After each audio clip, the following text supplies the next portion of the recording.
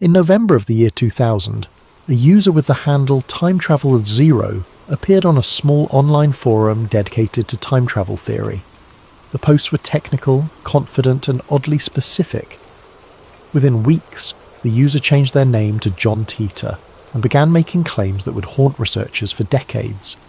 This is not a story about whether time travel is real. This is a story about information that appeared before it should have been possible to know it. About technical knowledge posted online that would not be publicly confirmed until years later. About a pattern of details so consistent that dismissing them requires almost as much effort as believing them. What follows is an investigation into one of the internet's most persistent mysteries. Not because the evidence is conclusive, but because it refuses to be easily explained away. The internet in the year 2000 was fundamentally different from what exists today. Broadband was rare. Most users connected through dial-up modems that screamed and hissed before establishing connection. Social media did not exist in any recognizable form. Forums were isolated communities, small islands of discussion where the same few dozen people might interact for years without ever knowing each other's real names.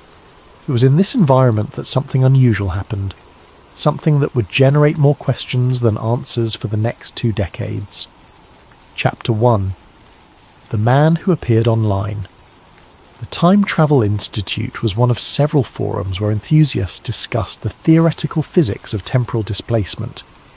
Most participants were amateur theorists, science fiction fans, or curious individuals exploring ideas at the margins of accepted science. Discussions ranged from serious academic papers to wild speculation about grandfather paradoxes and bootstrap loops. On November 2nd, 2000, a new user appeared. The handle was TimeTravel0. The first post was simple, almost tentative. The user asked about the basics of time travel theory, seemingly gauging the community's level of sophistication. Within days, the tone shifted. TimeTravel0 began answering questions rather than asking them. The posts were different from typical forum content. They lacked the breathless excitement of science fiction fans or the defensive posturing of people trying to prove fringe theories. The writing was calm, procedural, almost bureaucratic. The user wrote like someone filing a technical report. By November 21st, the user had changed their handle to John Titor. They explained that they were a soldier from the year 2038, sent back in time on a specific military assignment. The mission was not dramatic. It did not involve preventing wars or assassinating historical figures. It was a retrieval operation. Titor claimed he had been sent to the year 1975 to obtain an IBM 5100 computer. This machine, he explained, contained specific capabilities that were needed in his time. After collecting the computer, he had stopped in the year 2000 to visit family and to see the world before a series of catastrophic events that he claimed would reshape American society. The story was elaborate, but the internet had seen elaborate stories before. What made Titor unusual was his willingness to engage. He did not simply drop his claims and disappear, he stayed. He answered hundreds of questions over the course of 5 months. He provided technical diagrams. He discussed physics, sociology, and history. He described daily life in his time with mundane detail that seemed inconsistent with fiction. When users asked about future technology, he did not describe flying cars or utopian cities. He described a world that had regressed in some ways. Centralized infrastructure had failed. Communities were smaller, more localized. Technology existed but was simpler, more rugged, designed for reliability rather than advancement. He mentioned that music was still created, but distribution had changed. He said people grew their own food more often. He described a culture that had been through conflict and had emerged more cautious, more self-reliant, less trusting of large institutions. These details felt real in a way that science fiction often does not. They were boring. They were human scale. They suggested experience rather than imagination. Titor posted photographs. One showed the temporal displacement unit installed in the back of a vehicle. The image was grainy, taken with the low-resolution digital cameras available at the time. The device looked industrial, almost crude. Banks of equipment, cooling systems, control panels. It did not resemble Hollywood's sleek time machines. It looked like something built by engineers working under military constraints. He also posted hand-drawn diagrams explaining how the machine worked. The drawings were technical, but not polished. They looked like field notes, sketches made by someone who understood the mechanics, but was not a professional illustrator. The diagrams included labels, measurements and notations about gravitational fields and particle acceleration. Throughout his time on the forums, Titer maintained a consistent persona. He was polite but not warm. He answered questions directly but did not volunteer unnecessary information. He acknowledged skepticism without becoming defensive. When people called him a liar or a fraud, he responded that he understood their position and that he did not require belief. This restraint was unusual. Most hoaxes escalate. They become more dramatic, more desperate for validation. Titer did the opposite. He became more measured as time went on, as if the novelty of the conversation had worn off and he was simply fulfilling an obligation. On March 24, 2001, John Titor posted his final message. It was brief. He thanked the community for their questions and stated that he would be leaving. He did not specify where or when he was going. He did not promise to return. He simply stopped posting, and that was the end. No dramatic farewell, no final proof offered. Just silence. Chapter 2. The specifics that raised eyebrows. What separated John Titor from countless other internet mysteries was the depth and consistency of his technical knowledge. He did not just claim to have travelled through time, he explained in considerable detail how it was done. The device he described was called a C204 temporal displacement unit. It was manufactured, he said, by General Electric in the year 2034. The unit weighed approximately 500 pounds and required a vehicle for transport. Titor initially used a 1967 Chevrolet Corvette convertible, but later switched to a four-wheel drive truck, for practical reasons related to the gravitational effects of the device. The machine operated, according to Titor, by creating two microsingularities. These were not naturally occurring black holes but artificially generated ones, created through particle acceleration and magnetic containment. The singularities were held in a stable configuration by an electron injection manifold and a gravity sensor array. When activated, the singularities would generate an intense gravitational field around the vehicle. This field would warp space-time in accordance with Einstein's theory of general relativity. By manipulating the rotation and position of the singularities, the operator could control the direction and magnitude of temporal displacement. Titor referenced Kerr black holes specifically. These are rotating black holes, first described mathematically by Roy Kerr in 1963 as a solution to Einstein's field equations.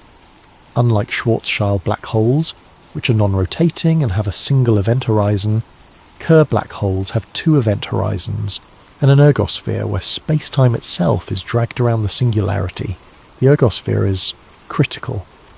In theory, it is possible to extract energy from a Kerr black hole through a process called the Penrose process, proposed by Roger Penrose in 1969. Titor suggested that his machine exploited similar principles, using the frame-dragging effect of rotating singularities to achieve temporal displacement. This was not pseudoscience. Frame-dragging is a real phenomenon. It was predicted by Einstein and later confirmed by experiments such as Gravity Probe B, launched by NASA in 2004. The idea that rotating masses can drag space-time around them is accepted physics. Titor also discussed the concept of closed time-like curves, or CTCs. These are paths through space-time that loop back on themselves, theoretically allowing an object to return to an earlier point in time. CTCs are solutions to the equations of general relativity under specific conditions, such as near-rotating black holes, or in the presence of exotic matter with negative energy density. The mathematics Titor referenced were legitimate. The terminology was correct. The concepts were grounded in real theoretical physics, not invented jargon. This level of accuracy is difficult to achieve without a strong background in relativity and cosmology. But Titor went further. He explained that time travel did not occur within a single timeline. Instead, each journey resulted in movement to a parallel world line. He described this using what he called the divergence percentage. Travel back 1 year, and you might diverge by 0.1%. Travel back 30 years, and the divergence could be 1 or 2%. This model aligned with the many worlds interpretation of quantum mechanics, first proposed by Hugh Everett III in his doctoral dissertation at Princeton in 1957. Everett suggested that every quantum measurement causes the universe to split into multiple branches, each representing a different outcome. No wave function collapse occurs. All possibilities are realized in separate, non-communicating universes. Titer was applying this framework to time travel. In his model, travelling back in time was equivalent to moving from one branch of reality to another. You could not change your own past because you were never in your own past. You were in a nearly identical but separate world line. This solved the grandfather paradox elegantly. If you travelled back and prevented your grandfather from meeting your grandmother, you would not cease to exist. You would simply be in a world line where you were never born. Your original world line would remain unchanged, still containing a version of you who travelled back. The implications were profound. It meant that time travellers could not prevent disasters in their own timeline. They could only create new timelines where those disasters did not occur. Every action in the past would create a branching point, a new universe diverging from the original. Titer claimed that his machine had a gravitational lock that prevented displacement of more than approximately 60 years. He said this was a safety feature, designed to avoid excessive divergence. The further you travelled, the more different the destination world line would be from your origin. He also explained that the process was not instantaneous. The journey involved what he called a gravity field that ramped up over time. The operator would experience a pulling sensation, followed by a brief period of disorientation as space-time reconfigured. Upon arrival, the field would dissipate, and the vehicle would be in the new time and place. The energy requirements, according to Titer, were substantial but manageable. The device drew power from a small but high-output source, possibly a compact fusion reactor or a contained antimatter reaction. He did not specify, suggesting that some details were classified even in his time. Throughout his explanations, Titer maintained a consistent voice. He was not evangelical. He did not insist that people believe him. He presented information as if filing a report for an audience of engineers. When asked questions beyond his expertise, he admitted he did not know.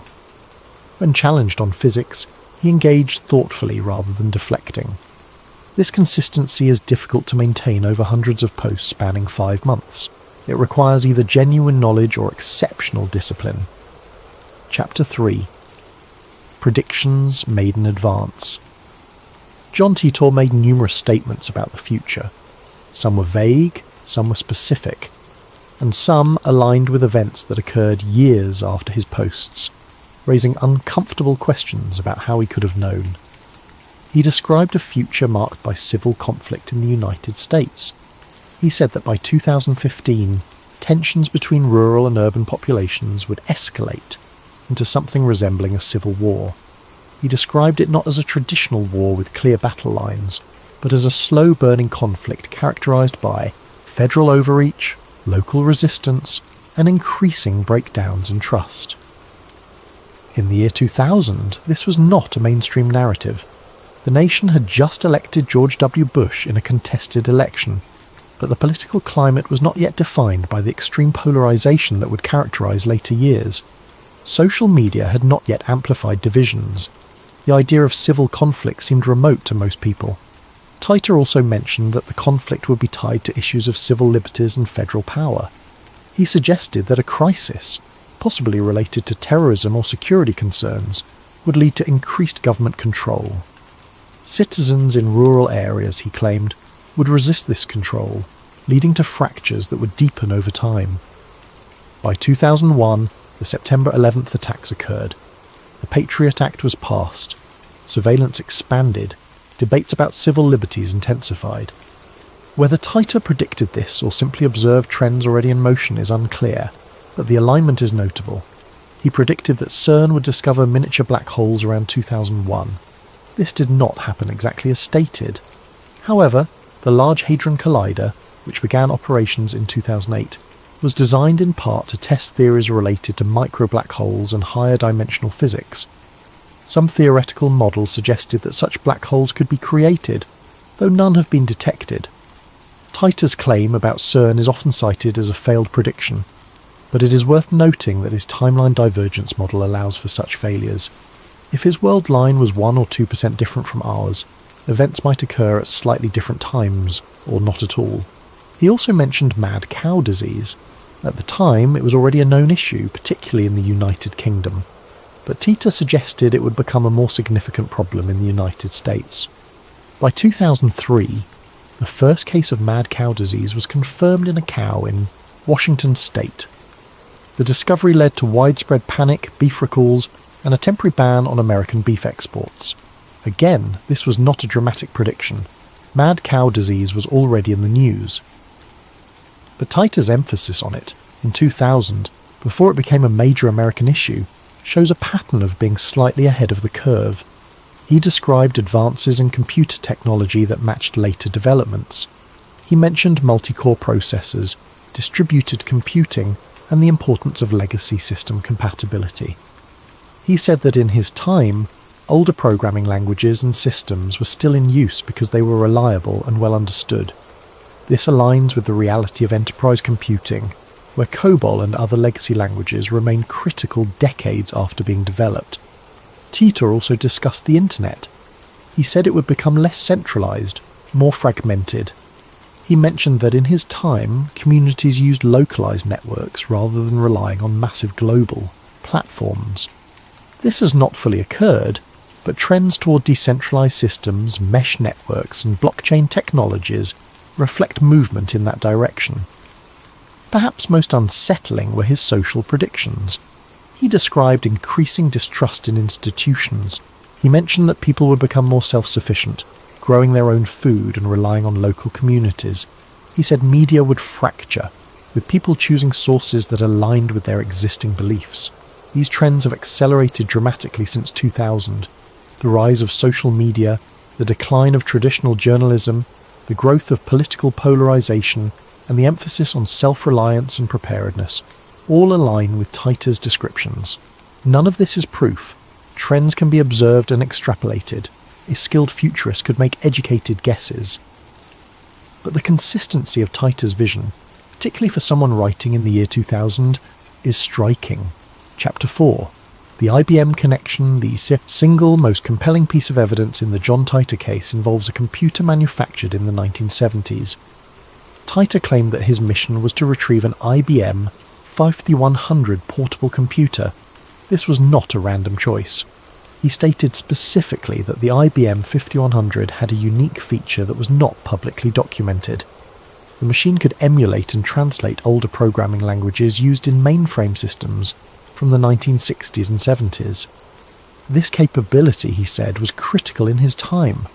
Legacy systems in 2038 still relied on code written decades earlier, and the IBM 5100 was one of the few machines capable of debugging and translating that code.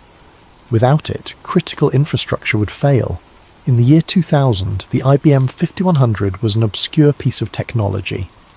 Released in 1975, it was one of the first portable computers, though at £50, portability was relative. It was expensive, marketed primarily to businesses and engineers. By 2000, it was largely forgotten, a curiosity for vintage computing enthusiasts, but not widely discussed. Titer's claim about the undocumented feature seemed oddly specific. Why choose this particular computer? Why claim it had a secret capability? Years later, engineers who had worked on the IBM 5100 began to speak publicly. One of them was Bob Dubke, who confirmed in interviews that the machine did indeed have an undocumented emulation feature. It could read and translate code from older IBM mainframe systems, including those written in APL and BASIC. This capability was intentionally kept quiet. IBM did not advertise it because they did not want competitors to know. It was a feature built in for corporate clients who needed backward compatibility, but was not included in user manuals or marketing materials. The question becomes unavoidable. How did John Titor know this in the year 2000? If he was a hoaxer, he would have needed access to information that was not publicly available. He would have needed to speak with IBM engineers or find internal documentation. This is not impossible, but it requires assumptions about effort and access that seem inconsistent with an elaborate internet prank. One theory is that Titor was himself connected to IBM, either as an employee or as someone who had worked with vintage computing systems. Perhaps he stumbled upon this information through professional channels and decided to build a story around it. But if that were the case, why choose such an obscure detail? Why not pick something more dramatic, something that could be verified immediately and publicly? The IBM 5100 feature was not confirmed until years after Titor disappeared, when former engineers happened to mention it in interviews. It was not the kind of detail that would generate immediate attention. Another possibility is that Titor made a lucky guess. Perhaps he knew the IBM 5100 was used in legacy systems and speculated that it might have undocumented features. This is theoretically possible, but it requires an implausible level of coincidence. The most straightforward explanation is that Titor knew about the feature because he had access to information from IBM insiders. But even this raises questions.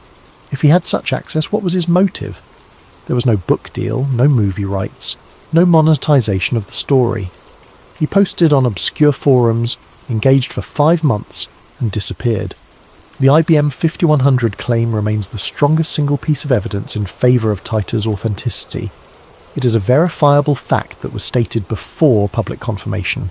It is a detail that should not have been casually known. And yet, it was. Chapter 5. Vanishing Without Resolution. On March 24th, 2001, John Titor posted what would become his final message on the Time Travel Institute forum. The post was brief, professional, and unremarkable. He thanked the community for their time and questions. He stated that he would be leaving. He did not specify where he was going or whether he intended to return. And then he was gone. No dramatic exit, no final revelation, no attempt to provide proof that would settle the debate once and for all. He simply stopped posting. The account went silent. The conversation continued without him. In the years that followed, researchers attempted to trace his identity. Investigators analysed his IP addresses, though the logs from that era are incomplete. Some claim the post originated from Florida. Others suggested connections to Texas or California. No definitive location was ever confirmed. Linguistic analysis was conducted on his writing. Researchers looked for patterns, idiosyncrasies, anything that might match other known internet personas. Some believed they found similarities to entertainment lawyers or aspiring science fiction writers.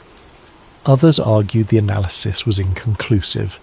No one came forward to claim credit. This is unusual. Internet hoaxes typically unravel.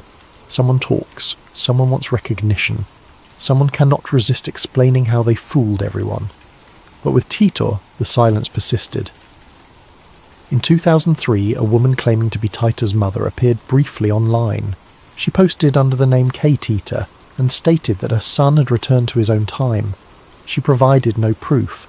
She engaged minimally with questions. After a short time, she also disappeared. The posts added little to the mystery. If genuine, they only confirmed what Titor had already said. If part of the hoax, they demonstrated remarkable restraint. Most hoaxers would have used such an opportunity to expand the story, to add new details or dramatic twists. Kay Titor did not. She simply stated that her son had left and that she missed him. Attempts to monetize the story came later, but not from Titor himself. In 2003, a book titled John Titor, A Time Traveller's Tale was published. It compiled his forum, posts along with commentary and analysis. The book was released by the John Titor Foundation, an entity with unclear origins. Some speculated that the foundation was created by the original hoaxer, now seeking to profit from the attention. Others believed it was an independent project by people fascinated by the story. The foundation has never revealed who controls it, or whether they have any connection to the original posts.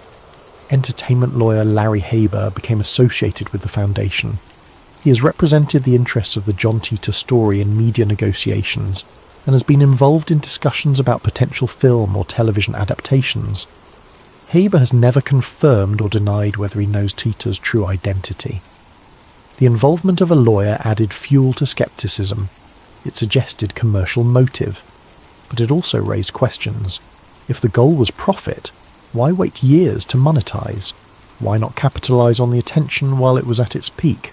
The delayed commercialization seemed inconsistent with a planned marketing campaign. Over the years, various individuals have been proposed as the real John Titor. Some have been investigated extensively. None have been definitively proven. The most compelling candidates have all denied involvement, and no evidence has emerged that conclusively links any individual to the posts. The mystery has persisted precisely because it has no clean resolution. There is no confession, no smoking gun, no moment where the curtain is pulled back and the truth is revealed. The case simply remains open, suspended in a state of permanent ambiguity. This lack of closure is itself unusual. It suggests either extraordinary discipline on the part of a hoaxer or the possibility that there is nothing to confess. Chapter 6: Parallel Timelines and Damage Control. One of the most sophisticated aspects of John Titor's narrative was his explanation of how time travel functioned. He did not describe a single fixed timeline where changes could create paradoxes. He described something far more complex and, intriguingly, more consistent with certain interpretations of modern physics. According to Titor, time travel did not occur along a single linear path. Instead, the universe consisted of infinite parallel world lines, each representing a slightly different version of reality. Every quantum event, every decision, every moment of chance created branching points where timelines diverged. When a time traveller moved backward or forward in time, they did not stay within their original world line. They shifted to a parallel one. The degree of divergence depended on the distance travelled. A short jump of a few years might result in a world line almost identical to the origin. A jump of decades would result in greater differences. Titor used a percentage system to describe divergence. He claimed his world line had approximately a 2% divergence from the year 2000 timeline he was visiting. This meant that major historical events were the same. World War II occurred. The Cold War happened. Technology developed along similar paths. But minor details differed. This framework had profound implications. It meant that paradoxes were impossible. If you travelled back in time and killed your grandfather, you would not cease to exist. You would simply be in a world line where you were never born. Your original world line would continue unchanged, still containing the version of you who travelled back. The model also explained why Titor's predictions could fail without disproving his story. If his world line diverged from ours, events that occurred in his timeline might not occur in ours. The civil war he described might happen in his world line but not in ours. CERN might discover micro-black holes in his world line but not in ours. This creates an unfalsifiable narrative. Any failed prediction can be attributed to timeline divergence rather than fraud. Critics argue this makes the story immune to disproof. Supporters argue it makes the story consistent with real theoretical physics. The many-worlds interpretation of quantum mechanics, on which Titor's model was based, is a legitimate scientific framework. It was developed by Hugh Everett III in his doctoral thesis at Princeton in 1957. Everett proposed that the wave function never collapses. Instead, all possible outcomes of a quantum measurement occur, each in a separate branch of reality. This interpretation has been debated extensively. Some physicists embrace it because it avoids the measurement problem in quantum mechanics. Others reject it because it seems to violate Occam's razor by proposing an infinite number of unobservable universes. But the interpretation remains a valid solution to the equations of quantum mechanics. It is taught in university physics courses. It is discussed in peer-reviewed journals. It is not fringe science. Titor applied this framework to macroscopic time, travel. He suggested that the same branching that occurs at the quantum level occurs when traversing time. Each journey creates or accesses a new branch. This would have practical implications for time travellers. They could not use time travel to fix problems in their own timeline. They could gather information, retrieve objects, or observe historical events, but any intervention would only affect the new timeline they entered. Titer claimed that this was well understood in his era. Time travel was used for specific missions, primarily retrieval operations or reconnaissance. It was not used to prevent disasters because such prevention would only benefit alternate timelines, not the origin timeline. This pragmatic approach to time travel felt authentic. It lacked the grandiosity of most science fiction. It was not about saving the world or becoming a hero. It was about logistics, about obtaining specific resources or information under controlled conditions. The framework also provided a built-in explanation for why Titor could discuss future events without fear of changing them. Anything he said would only influence the timeline he was visiting, not his own. His timeline would continue on its path regardless of what he revealed. This created a strange ethical situation. Titer could warn people about future disasters, but those warnings would not save anyone in his timeline. They might save people in the new timeline, but his own loved ones, his own history, would remain unchanged. He acknowledged this in his posts. When asked why he did not try to prevent tragedies, he explained that it would be futile. He could prevent them here, but not there, and his mission parameters did not include intervention. This fatalistic acceptance felt real. It suggested someone who had thought deeply about the implications of time travel and had come to terms with its limitations. Chapter 7. Other cases that do not fit. John Titor is not the only person in history to claim foreknowledge of events or to exhibit information that seems temporally displaced. The historical record contains numerous accounts of individuals who described future technologies, predicted events, or possessed knowledge they should not have had. In 1932, a science fiction story called A Logic Named Joe was written by Murray Leinster. The story described a device that could access all human knowledge instantly, answer questions, and connect people across distances. It predicted the internet with remarkable accuracy, decades before computers were widely available. Was Leinster a time traveller? Almost certainly not. He was a skilled science fiction writer who extrapolated from existing trends. But the accuracy of his prediction demonstrates that foresight is possible without time travel. The question is always where the line exists between extrapolation and impossible knowledge. In 1950, a man named Rudolph Fentz allegedly appeared in New York City's Times Square and was struck by a car. According to the story, he was wearing 19th century clothing, carried old currency, and had no modern identification. Police investigated and supposedly found records of a man by that name who had disappeared in 1876. This story is compelling, but it was later revealed to be fiction. It originated in a short story published in Collier's magazine. The author Jack Finney wrote it as speculative fiction, not as a factual account. Over time, the story was repeated as if it were real, demonstrating how legends can emerge from creative work. The Fentz case is a cautionary tale. It shows how easily fiction can be mistaken for fact, especially when details are specific and the story has emotional resonance. It also shows why the Titor case is different.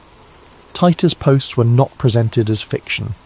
They were presented as first-hand accounts, and they contained verifiable details that were later confirmed. In the 1980s and 90s, several individuals claimed to have knowledge of future events. Some described technological developments. Others predicted political changes or natural disasters. Most were wrong. A few were disturbingly accurate. In 1984, a book called The Late Great Planet Earth by Hal Lindsey predicted a series of global crises based on biblical prophecy. Many of the predictions failed, but some, particularly those related to Middle Eastern conflict and nuclear proliferation, aligned with later events. Was this foreknowledge or pattern recognition? The debate continues. In the early 2000s, anonymous posts began appearing on internet image boards, claiming knowledge of future events. Some predicted natural disasters. Others described economic collapses or political upheavals. Most were quickly forgotten. A few remain unsettling. In 2008, a post on a forum claimed that a major earthquake would strike Japan. In 2011, The Tohoku earthquake and tsunami devastated the region. The post did not specify a date. It did not provide precise details, but it mentioned Japan, earthquakes, and nuclear consequences. The Fukushima nuclear disaster followed the earthquake. Skeptics note that Japan is an earthquake-prone region. Predicting an earthquake there is not remarkable, but the timing and the mention of nuclear consequences add a layer of specificity that is harder to dismiss as coincidence. In 2013, an anonymous user on an image board described a pandemic emerging from China that would spread globally and lead to widespread lockdowns. In 2019, such a pandemic began. The post did not name a virus. It did not give a timeline. But the general framework matched. Again, pandemics are not unprecedented. Predicting one is not impossible. But the specific mention of China, the description of global response, and the timing raise questions. These cases do not prove time travel. They are anomalies in a sea of failed predictions. But they share a pattern with the Taito case. They involve information appearing before it logically should. They lack drama. They are not accompanied by grand claims. They simply state something, and later something similar occurs. If time travel were real and operated according to Taito's model, this is what the evidence would look like. Not definitive proof, not public demonstrations, just information, slightly misplaced, occasionally accurate, always deniable. Chapter 8. Government silence and plausible deniability. If time travel were possible, the question of why governments have not confirmed it becomes central. The answer may lie in the nature of the technology itself and the implications it would have for global stability. Time travel, if real, would represent the most significant strategic advantage in human history. It would dwarf nuclear weapons, surveillance systems, or any conventional military technology. A nation with time travel could observe enemy planning before it occurs, retrieve lost intelligence from historical archives, verify the accuracy of historical records, monitor the activities of rival nations in real time without detection, recover lost technologies or knowledge, understand the long-term consequences of policy decisions before implementing them. But these capabilities come with extraordinary risks. The potential for paradoxes, even in a many-worlds framework, could destabilize the fabric of reality. The economic implications would be catastrophic. If time travel were known to exist, markets would collapse. How could contracts be enforced if the past is not fixed? How could property rights be maintained? How could justice systems function? For these reasons, any government possessing time travel would maintain absolute secrecy. Disclosure would not be an option.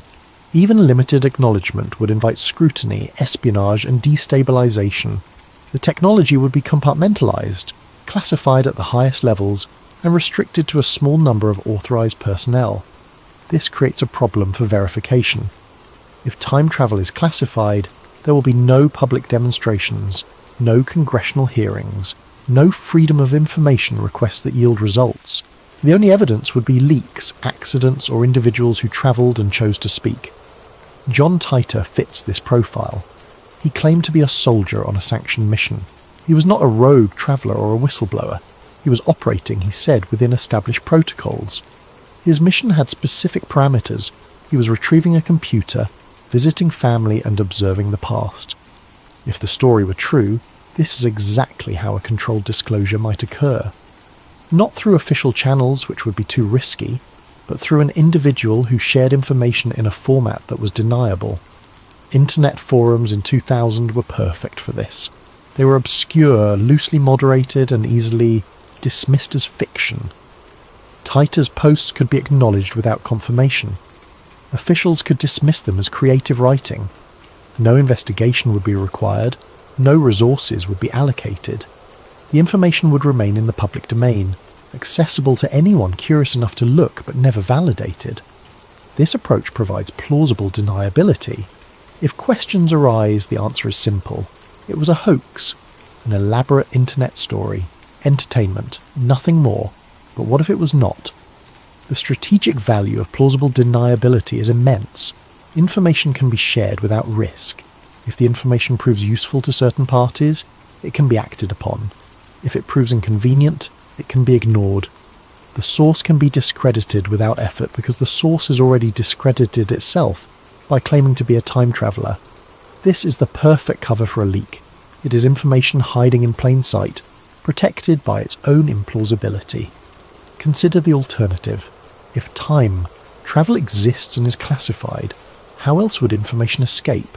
Through official channels? Unlikely. Governments do not voluntarily disclose their most sensitive technologies. Through whistleblowers? Possible, but risky. Whistleblowers face prosecution, surveillance, and retaliation. An anonymous post on an obscure forum claiming to be from a time traveller would be dismissed immediately by most people. But it would also be preserved, archived, and accessible. It would enter the public consciousness without triggering a response from authorities. It would be the perfect method for getting information out without getting caught. Silence in this context is not evidence of absence. It is evidence of control. Governments that possess advanced technology do not announce it. They use it quietly, deny its existence publicly, and allow speculation to fill the void. The lack of official response to the Titer case is consistent with this model. No agency has investigated, no official has commented.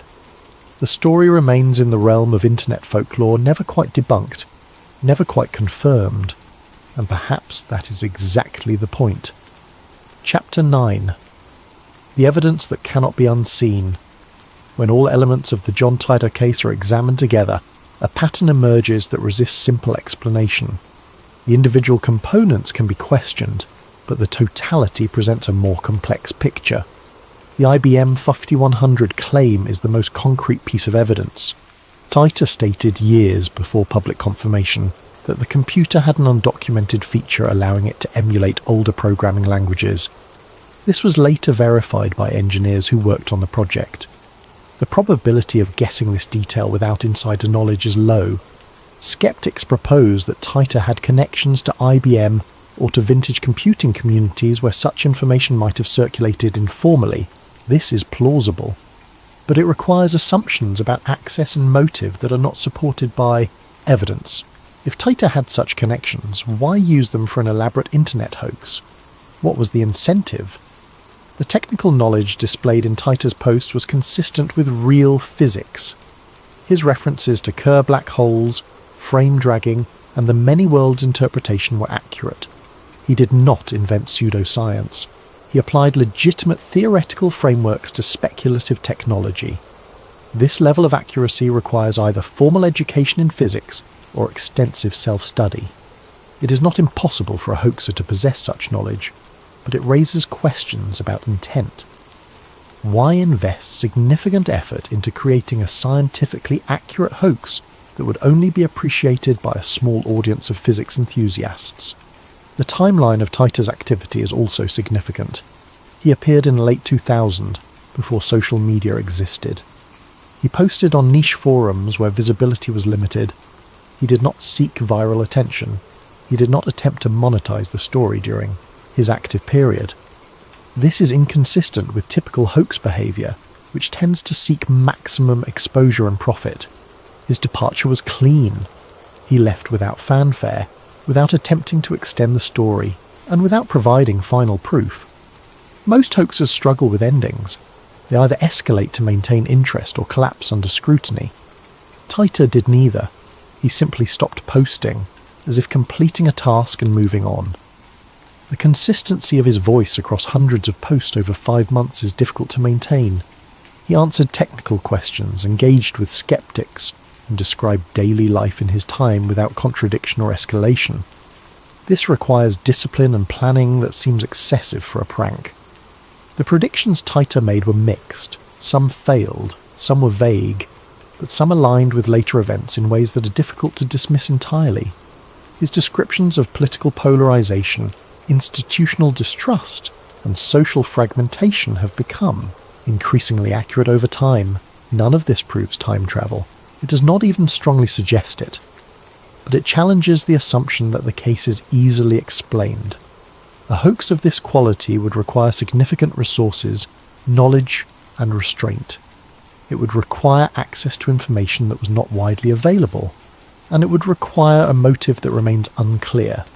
The alternative explanations all have weaknesses. The collaborative project theory requires coordination among multiple individuals who never came forward. The IBM insider theory requires motive and access that were never demonstrated. The physics enthusiast theory requires expertise and effort that seem disproportionate to the outcome. What remains is a pattern. Information that appeared too early, technical details that matched reality, a framework that anticipated later developments, and a disappearance that left no loose ends. The evidence does not compel belief, but it does compel attention. Chapter 10. If time travel is real. Assume, for the sake of exploration, that time travel is not only theoretically possible but practically achieved. What would such a reality look like? How would it manifest? And most importantly, how would it remain hidden? The first principle is secrecy. Any government or organisation possessing time travel technology would classify it at the highest level. It would not be shared with allies. It would not be acknowledged in budget documents. It would not be discussed in congressional hearings or public forums.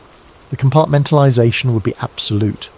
Personnel with access would be limited.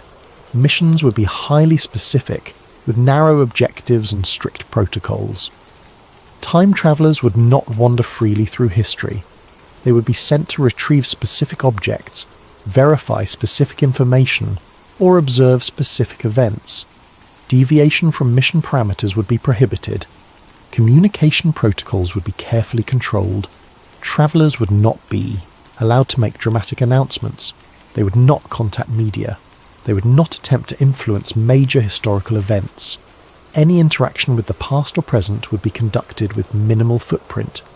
If a traveller wanted to leave a trace, they would need to do so in a way that was deniable. An anonymous internet post presented as speculative fiction or creative writing would be ideal. It would allow information to enter the public domain without triggering official response. It would be dismissed by most as entertainment while remaining accessible to those curious enough to investigate. This is precisely the model John Titor followed. Whether intentional or coincidental, his approach aligns with how a controlled disclosure might occur. Information was shared, details were provided, questions were answered, but nothing was provable. The story remained in the liminal space between fact and fiction. If time travel operates according to the many worlds model Titor described, travellers would have even less incentive to prove their claims. Any attempt to convince people in a destination timeline would be futile, because it would not benefit their origin timeline. They could share information, but they could not save their own world by doing so. This creates a strange ethical landscape. A time traveller could warn about future disasters, but those warnings would only help alternate timelines. Their own timeline would remain on its predetermined path. The only logical reason to share information would be curiosity, documentation, or a sense of obligation to other versions of humanity.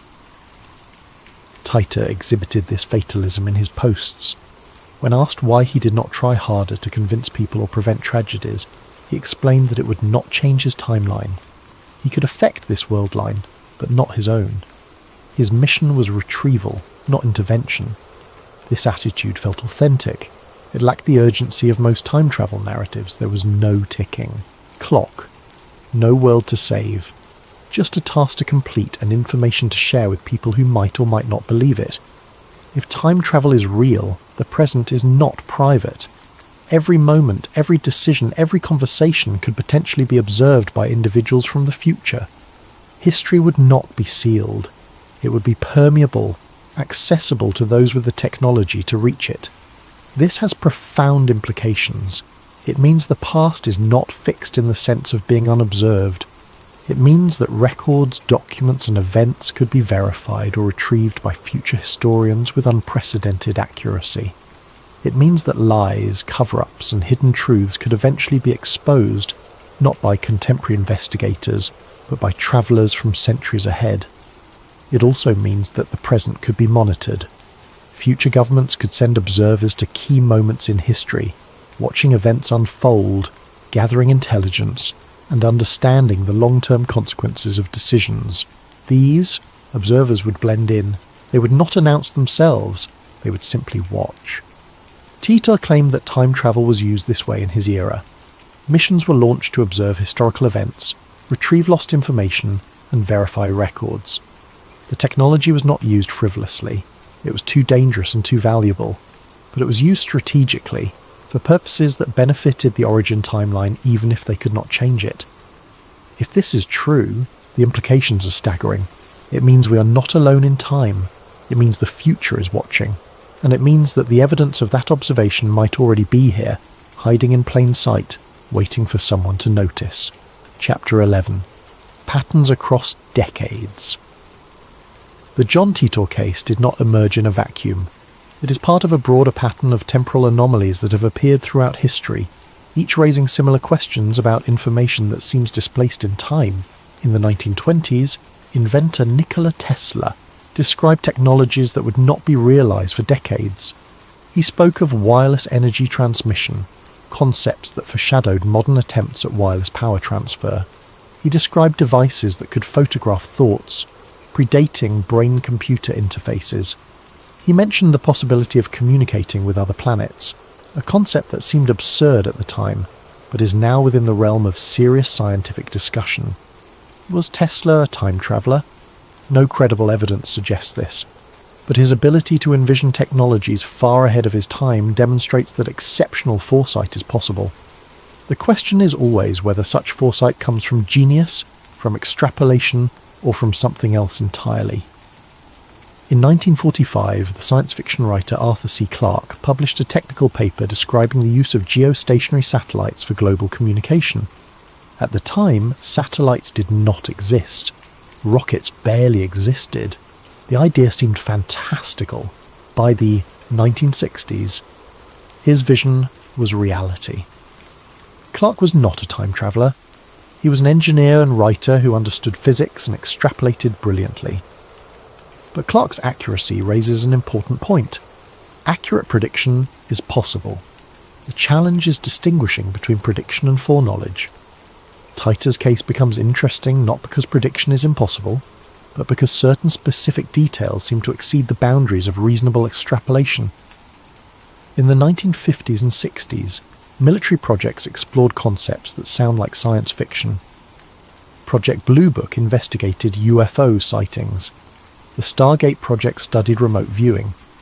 The Philadelphia experiment, though likely a myth, captured public imagination with claims of teleportation and time manipulation. These projects, whether real or exaggerated, demonstrate that governments have invested in research at the edges of known science. If time travel research occurred, it would fit this pattern. It would be classified, compartmentalized, and surrounded by disinformation. The public would hear rumours. Some would be true, most would be false. The truth would be buried in a mixture of fact and fiction, making verification nearly impossible. In the 1980s, a man named Al Bielek claimed to have participated in time travel experiments as part of a secret government project. He described being sent to the year 2049 and witnessing a devastated Earth. His claims were never verified. Most researchers dismissed them as fabrication or delusion. But Bielek's story shares structural similarities with Titor's: government involvement, specific missions, and descriptions of a troubled future. The difference is in the details. Bielek's account lacks the technical specificity of Titor's. It contains contradictions and dramatic elements that feel more like storytelling than reporting. Titor's account, by contrast, was measured, consistent and procedural. In the two, thousands, after Titor disappeared, others began claiming time travel experiences. None achieved the same level of credibility. Most were quickly debunked or ignored. This suggests that if Titor was a hoax, it was an unusually sophisticated one. If he was genuine, subsequent claimants were either frauds capitalizing on his fame or less skilled travellers. The pattern across these cases is inconsistent. Some involve genuine prediction, some involve fraud, some remain unexplained, but taken together, they suggest that the idea of temporal displacement has captured human imagination persistently and across cultures. Titor's case stands apart not because it proves time travel, but because it resists the easy categorization that applies to other cases. It is not obviously fraud. It is not obviously genius prediction. It occupies a middle space that invites investigation while refusing resolution. Chapter 12. The technology that might exist if we accept, for the sake of argument, that time travel is theoretically possible under the laws of physics. What would the technology actually look like? And is there any evidence that such technology is being developed? The physics of time travel, as understood today, relies on solutions to Einstein's field equations that allow for closed time-like curves. These solutions exist under specific conditions, such as near-rotating black holes within wormholes stabilized by exotic matter, or in spacetimes with unusual topologies. The Kerr metric describing rotating black holes is the most well-known solution. As Tito described, a Kerr black hole has properties that theoretically allow for time travel. An object entering the ergosphere could, under certain conditions, emerge at a different point in time. The challenge is creating and controlling such an environment on a scale that allows for human travel. Micro-black holes, which Tito claimed were generated by his device, are theoretically possible. The Large Hadron Collider at CERN was partially designed to test whether such black holes could be created in high-energy particle collisions. None have been detected, but theoretical models suggest they could exist if extra dimensions of space are real. Creating stable micro-black holes and using them for time travel would require technologies far beyond current capabilities. It would require exotic matter with negative energy density, a concept that exists in quantum field theory but has never been produced in macroscopic quantities. It would require containment systems capable of managing gravitational forces that could otherwise tear apart any surrounding structure. Yet research continues in these areas. Experiments with Casimir effects, quantum field manipulation, and high-energy physics push the boundaries of what is understood. If time travel technology were being developed, it would likely emerge from research in these fields. Governments do not typically announce breakthroughs in strategic technologies. The development of nuclear weapons occurred in secret. Stealth aircraft were operational for years before public acknowledgement. Surveillance technologies exist that are only revealed through leaks or declassification decades later. If time travel were achieved, it would follow this pattern. Development would occur in classified programs. Testing would be conducted in secure locations. Operational use would be limited to specific missions with strict controls, and public knowledge would be managed through denial and disinformation. Tito's description of his temporal displacement unit included elements that are consistent with theoretical requirements. He mentioned particle accelerators, magnetic containment, gravitational sensors, and cooling systems. These are not invented components. They are real technologies used in high-energy physics. The scale he described, a device weighing approximately 500 pounds that could fit in a vehicle, is extraordinarily ambitious. Current particle accelerators are massive, occupying kilometres of underground tunnels. Miniaturization to the extent Tito described would require breakthroughs in superconducting materials, energy density and field containment. But breakthroughs occur. Technologies that seem impossible become practical. In 1945, the idea of a computer fitting in your pocket would have seemed absurd. In 1960, the idea of global instant communication through handheld devices would have been science fiction. Today, both are mundane. If time travel research has been ongoing since the mid-20th century, as some conspiracy theories suggest, then by 2038, significant advances could have occurred. Tito's device, implausible by 2000 standards, might be achievable by future standards. The absence of public evidence does not mean the technology does not exist. It means, at most, that it has not been publicly acknowledged. And if strategic considerations demand secrecy, public acknowledgement might never occur. Epilogue. The future watching the past. In the decades since John Titor's final post, the internet has transformed. Social media platforms have billions of users. Information spreads instantly. Anonymity is increasingly difficult. And yet, the Titor case endures. Researchers continue to analyse his posts. New generations discover the story and attempt their own investigations. Theories proliferate. Some believe they have solved the mystery. Others insist it remains unsolvable. The conversation never quite ends. Perhaps the most unsettling aspect of the case is not what Tita said, but what he represents. If time travel is real, the future is not a distant abstraction. It is a place populated by people who can reach back and interact with us subtly and deniably. Every word written online is archived, every decision documented, every pattern recorded. If travellers from the future can access these archives, they can study us with precision that no contemporary observer could match. They can understand our mistakes, our innovations, our moments of crisis and triumph. And if they chose to leave messages, those messages would likely look like fiction. They would be buried in forums, dismissed as creative writing, ignored by most and studied by a few. They would be information hiding in plain sight, protected by their own implausibility. Tita claimed that in his time travel was known but not publicised. It was a tool used by governments and militaries for specific purposes. Travellers blended in. They did not announce themselves. They completed their missions and returned home. If this is true, we are not alone in time. We are observed, documented, and possibly influenced in ways we do not recognise. The past is not sealed. The present is not private. And the future is not unknowable. The evidence for this is not conclusive. It is suggestive. It is a pattern of details that do not quite fit, information that arrives too early, and explanations that resist simple dismissal. John Tita may have been a hoax, a skilled writer with access to obscure information and a talent for consistency. A project by multiple collaborators who never broke ranks.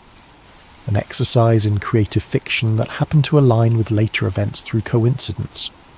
Or he may have been exactly what he claimed, a soldier from 2038, sent back to retrieve a computer, who chose to share information with a small online community before returning to his own time. The evidence does not compel a conclusion, but it does compel consideration. The future does not need us to believe it. It only needs us to notice it. And if time travel is real, the proof is already here. We just have to decide whether we are ready to see it.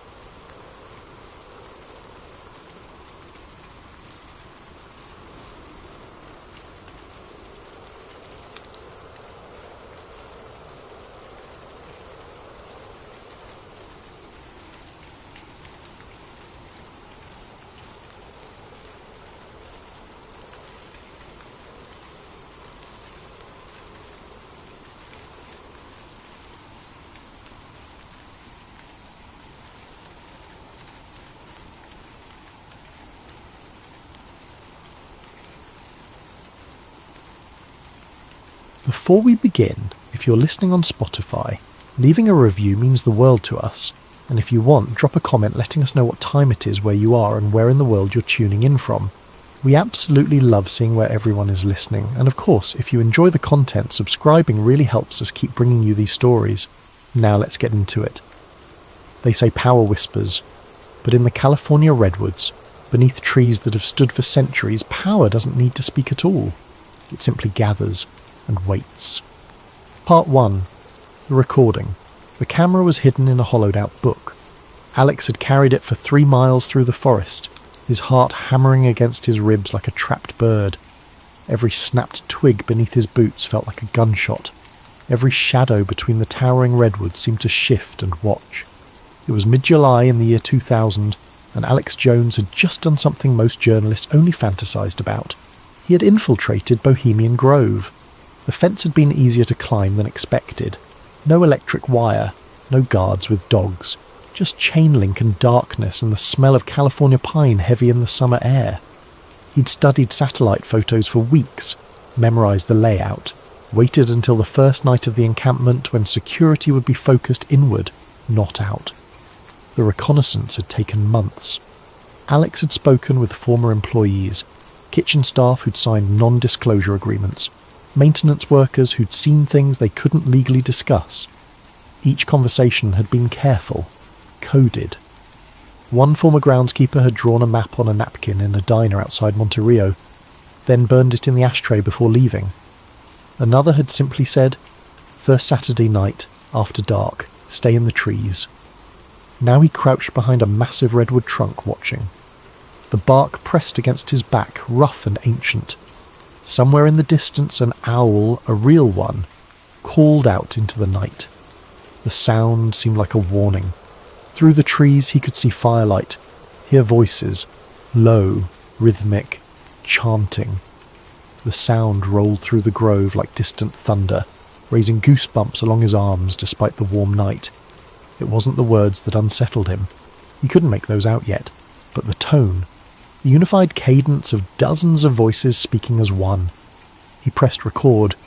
The camera captured what most of the world would never see. Dozens of figures in dark robes gathering in a clearing. At the centre stood something that didn't belong in any California forest. A stone owl towering 40 feet high, its blank eyes reflecting the flames below. The owl's face was impassive, carved with an almost Egyptian quality. Ancient, knowing, indifferent to human concerns. The ceremony was called the cremation of care. Alex didn't know that yet. He only knew that some of the most powerful men in America were standing in the darkness, wearing hoods, chanting at a stone idol while something burned in an effigy at its base. The effigy was human-shaped, wrapped in fabric, suspended above the flames by chains. As it burned, the chanting grew louder. His voice echoed across the clearing, amplified, theatrical, speaking in archaic language about casting off the burden of conscience, about freedom from responsibility, about 2 weeks of pure indulgence without guilt. Alex's finger stayed on the record button, even as every instinct screamed at him to run. He filmed for 17 minutes before he heard footsteps behind him. Heavy boots on forest floor, multiple people, moving with purpose. Security had spotted him, or someone had reported movement in the restricted zone. When he finally escaped back over that fence, footage secured, his hands were shaking so badly he could barely drive. His shirt was soaked with sweat despite the cool night air. He didn't stop at the motel where he'd been staying. He drove straight through, 5 hours back to the Bay Area, checking his rearview mirror every 30 seconds. The video would be uploaded within days. And the question it raised was simple, haunting, and impossible to fully answer. Why do the world's most powerful men gather in total secrecy to perform rituals in the woods? Part 2, The Beginning. 128 years earlier, in 1872, 5 men sat in a San Francisco tavern and decided to start a club. They were writers, journalists, artists, men who valued culture over commerce, poetry over profit. They called themselves bohemians, wanderers, freethinkers, people who rejected the rigid social structures of Gilded Age America. The founding members were modest in means but ambitious in spirit. Henry Edwards, a journalist for the San Francisco Examiner. James Bowman, a struggling painter whose landscapes never sold. Joseph Redding, a poet whose work appeared in small literary magazines nobody read. They met in cheap taverns, rented rooms above bakeries for meetings, staged plays in borrowed theatres. The Bohemian Club was born from good intentions. Their motto, borrowed from Shakespeare's A Midsummer Night's Dream, was elegant. Weaving spiders come not here. It meant business and politics were forbidden. Only art mattered, only creativity, only the meeting of minds unchained from the pursuit of wealth. For 27 years it stayed that way. The club met in the city. They performed plays, read poetry, debated philosophy. Membership was exclusive but modest. Journalists who couldn't afford lavish lifestyles, painters who worked in cramped studios, musicians who played for passion instead of pay. annual dues were kept low deliberately to ensure artists could afford to participate. Then, in 1899, everything changed. The club purchased 2,700 acres of ancient redwood forest north of San Francisco in Sonoma County. The money came from a wealthy patron, an industrialist named William Crocker, whose father had built the Central Pacific Railroad. Crocker wasn't an artist, he was a banker, but he appreciated culture, or so he said, and he wanted to support the club's vision. They called it Bohemian Grove. The first summer encampment was held that same year. 2 weeks of camping, drinking, performing plays beneath the trees. Members slept in tents, cooked over campfires, staged elaborate theatrical productions on outdoor stages they built themselves. It was supposed to be an escape, a place where creative souls could breathe. But money always follows beauty, and power always follows money. Within 5 years, the membership had shifted. Bankers joined, claiming an appreciation for the arts. Railroad executives attended performances and asked to become members. Oil magnates from Southern California heard about the Grove and requested invitations. The artists noticed, of course. They complained in private letters, in journal entries that would be discovered decades later. One founding member wrote, "We built a sanctuary from wealth, and wealth has followed us here. They dress as we do, speak as we do, but they are not us. They are tourists in our world." But the club needed money. Maintaining 2,700 acres of pristine forest wasn't cheap, and the wealthy patrons were generous. They funded new cabins, improved facilities, hired staff to manage the property.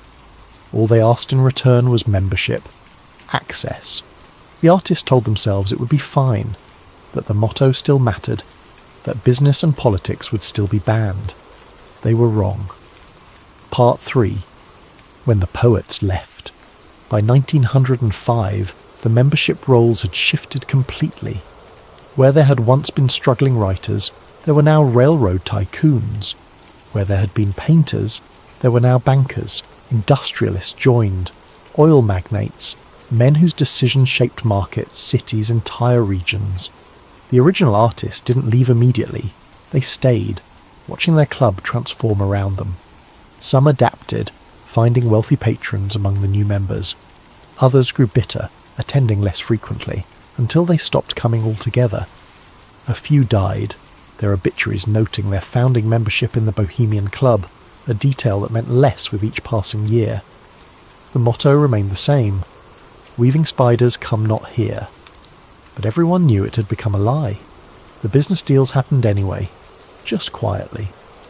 A railroad executive and a mining company owner would take a walk through the forest discussing land rights.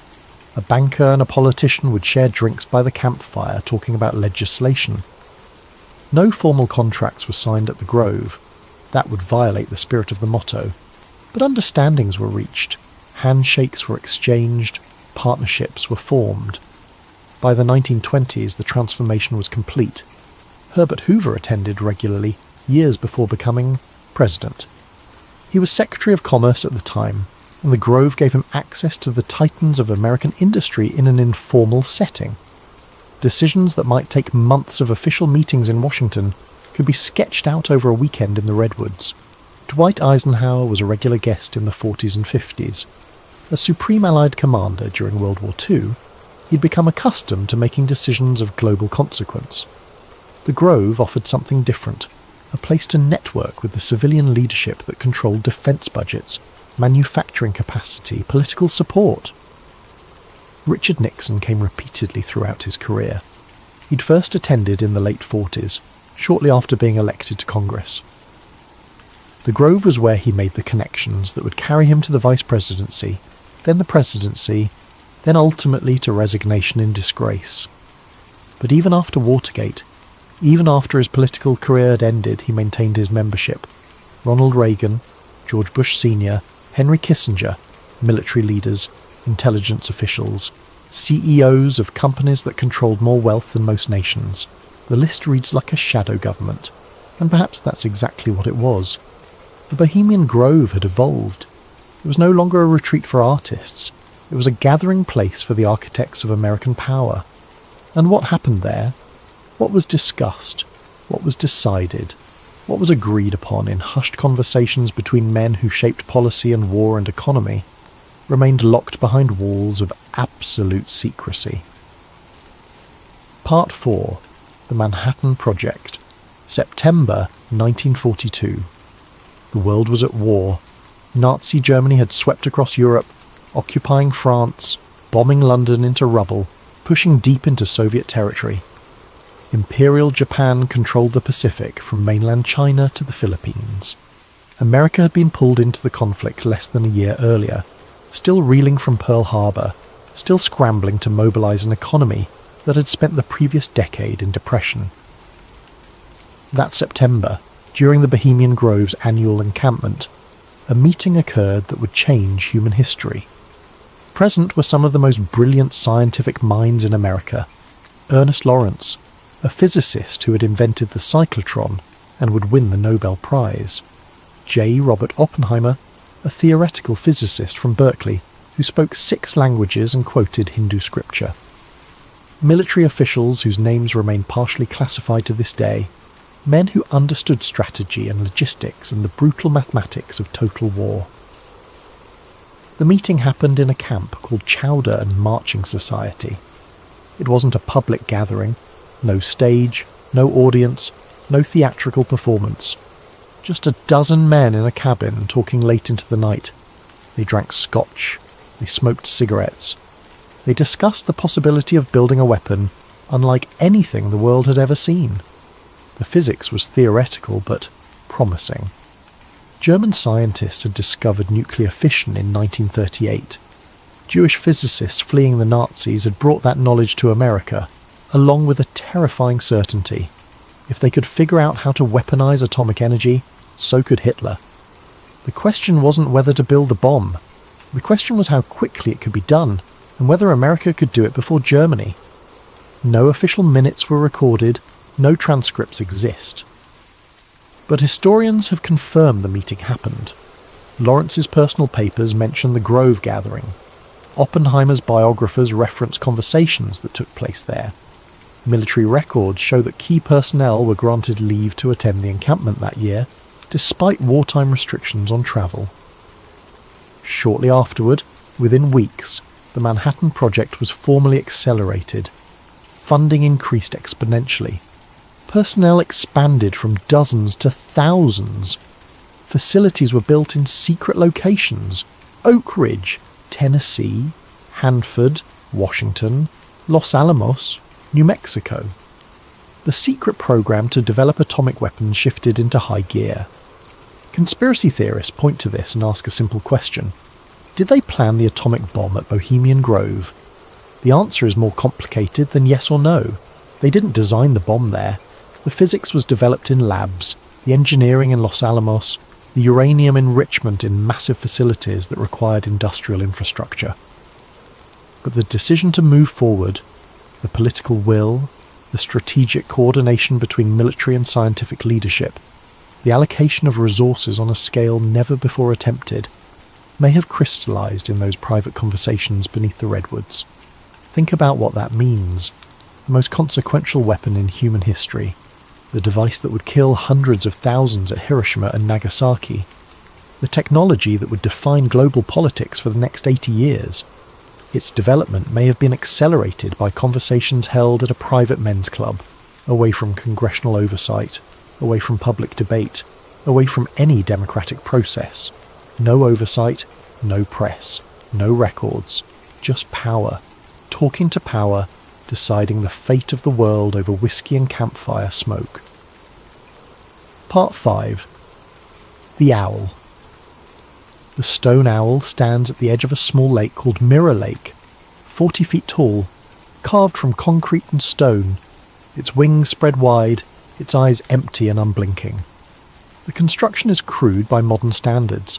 The owl looks less like a majestic bird and more like an ancient idol, something that might be discovered in ruins of a forgotten civilization.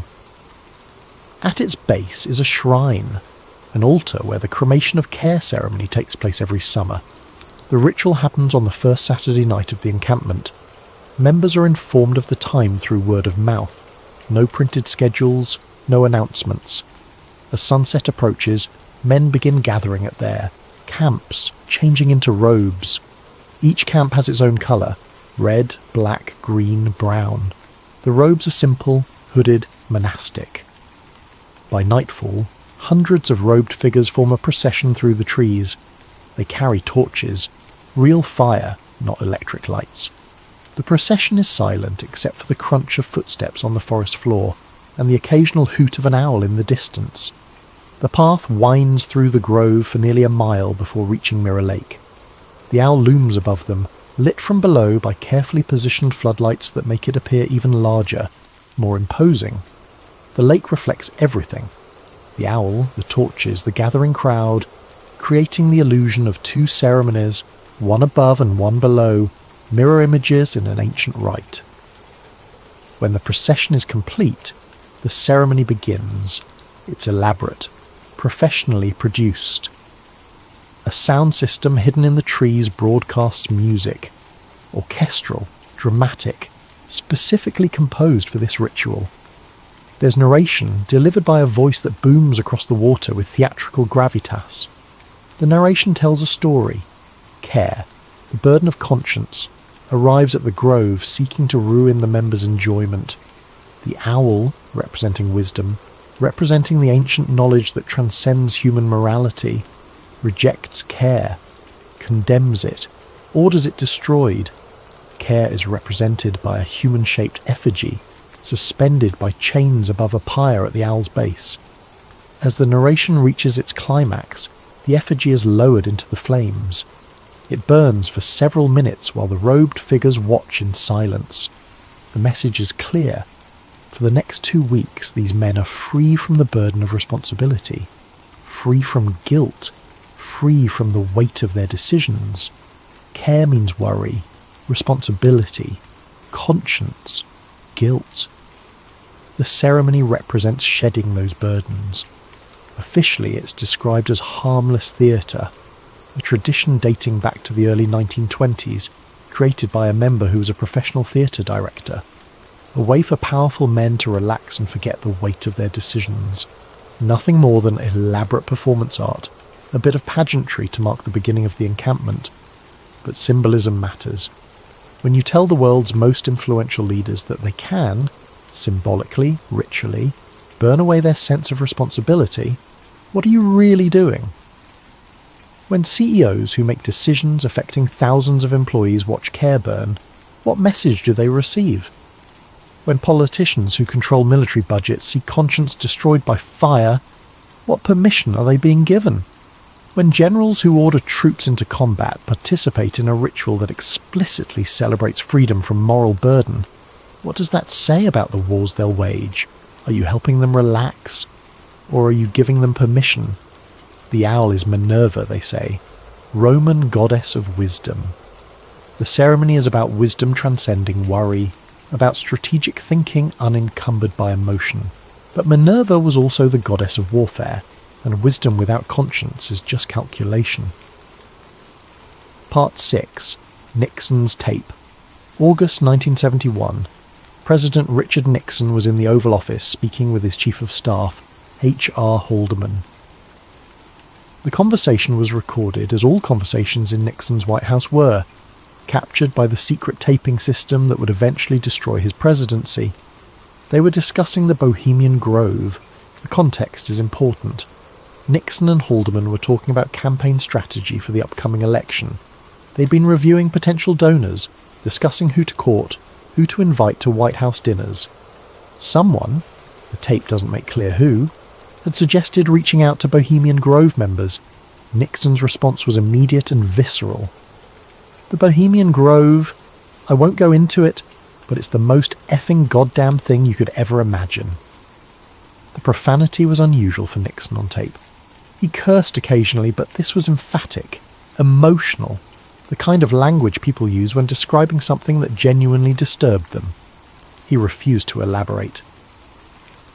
The recording cuts to a different topic, something about fundraising in California, details that seemed trivial compared to what had just been said. Whatever Nixon meant, whatever he saw or experienced or understood about the Grove, he never explained publicly. The comment was discovered years later during the Watergate investigation, buried in hours of White House recordings that were being analysed for evidence of obstruction of justice. People still debate what he meant. Was he disgusted by something he witnessed? Nixon had attended the Grove multiple times throughout his political career. He'd participated in the cremation of care ceremony. He'd networked with the members, built the relationships that would carry him to the presidency. But his comment suggested something more than simple distaste for theatre. Was he impressed in a way that troubled him?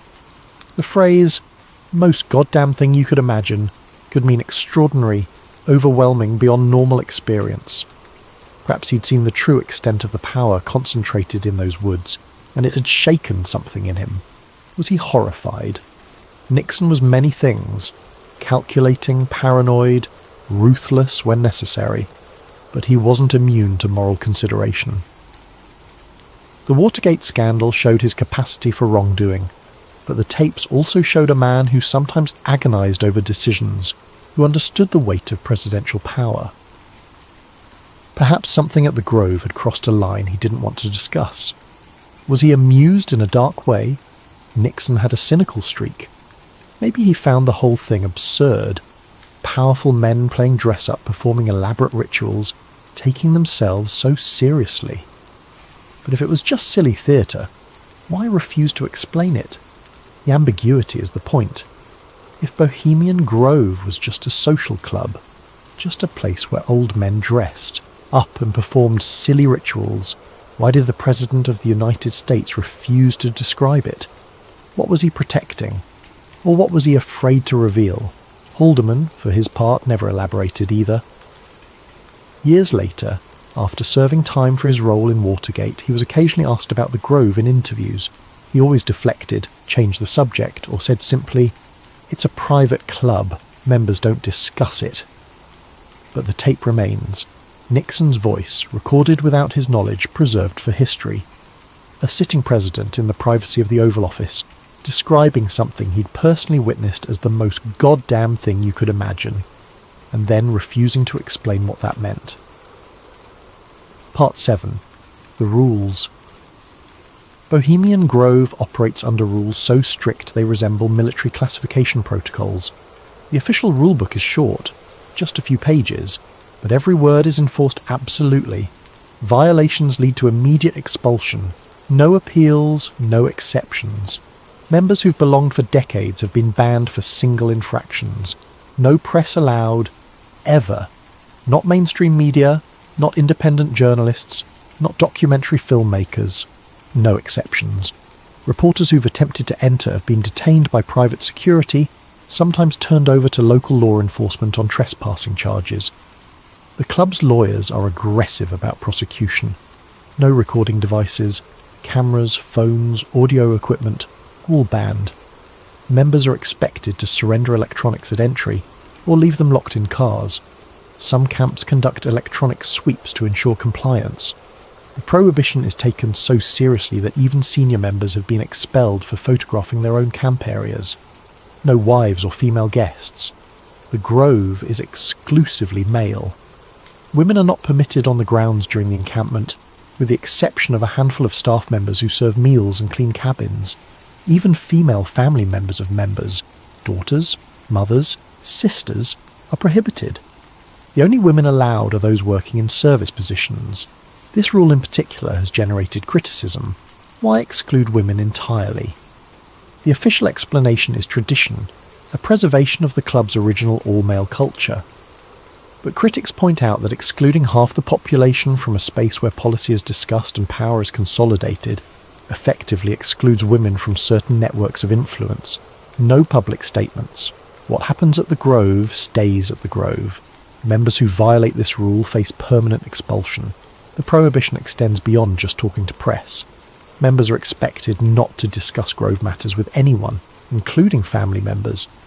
There are stories of wives who never knew their husbands attended, who discovered the membership only after death when dealing with estate paperwork. There are accounts of children who grew up unaware their fathers disappeared for 2 weeks every July, told only that it was a business retreat or camping trip. Staff sign non-disclosure agreements that extend for decades. Even after leaving employment, they are legally bound not to discuss what they've seen or heard. The NDAs include substantial financial penalties for violations, amounts large enough to bankrupt most working-class people. Some former staff have reported receiving legal threats years after leaving, when the club suspected they might be considering talking to journalists. A former kitchen worker interviewed anonymously in the late 90s said, "I worked there for 3 summers. I saw things, heard things, but I signed papers saying I'd never discuss it, and those papers don't expire. Ever. They made that very clear." Conspiracy theorists argue that this level of secrecy exceeds anything necessary for a social club. If it's just theatre, just rich men playing dress-up in the woods, why the ironclad silence? Why the NDAs? Why the absolute prohibition on documentation? The official answer is privacy. Powerful people deserve a place to relax without scrutiny. Public figures, politicians, CEOs, generals, live under constant observation. Every word is analysed, every action is recorded, every decision is debated. The Grove offers freedom from that burden. A place to be human, to make mistakes, to speak without calculation. That answer would be more convincing if the Grove welcomed documentation that could prove its innocence. If rituals are harmless, why not allow filming? If conversations are purely social, why ban note-taking? If nothing illegal or unethical occurs, why threaten legal action against anyone who discusses what happens there? Privacy and secrecy are not the same thing. Privacy protects individuals from unwanted intrusion. Secrecy protects actions from accountability. The Grove's rules are designed for secrecy. Part 8. The Camps. Bohemian Grove is divided into more than 100 smaller camps, each with its own name, character and membership.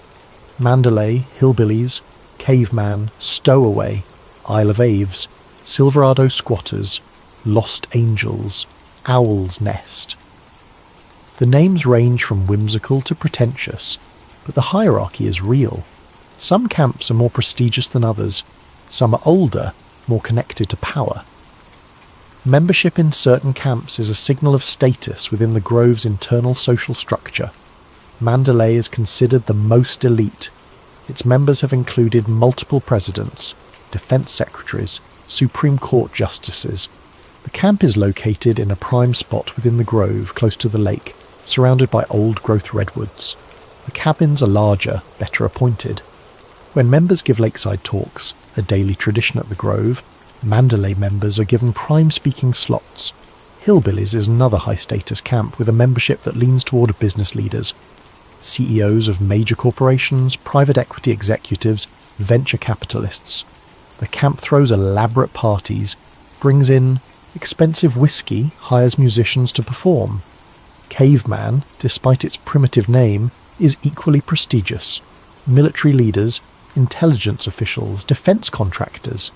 The camp has a reputation for serious conversations about national security, geopolitics, strategic planning. Lower status camps exist on the periphery of the Grove, housed in smaller cabins, with memberships that include newly inducted members, younger executives still building their careers, academics and artists who provide intellectual credibility but less practical power. Members spend their 2 weeks rotating between camps, attending lakeside talks, watching theatrical performances, drinking heavily, and most importantly, talking. The daily schedule at the Grove is structured but flexible. Mornings begin with breakfast at individual camps.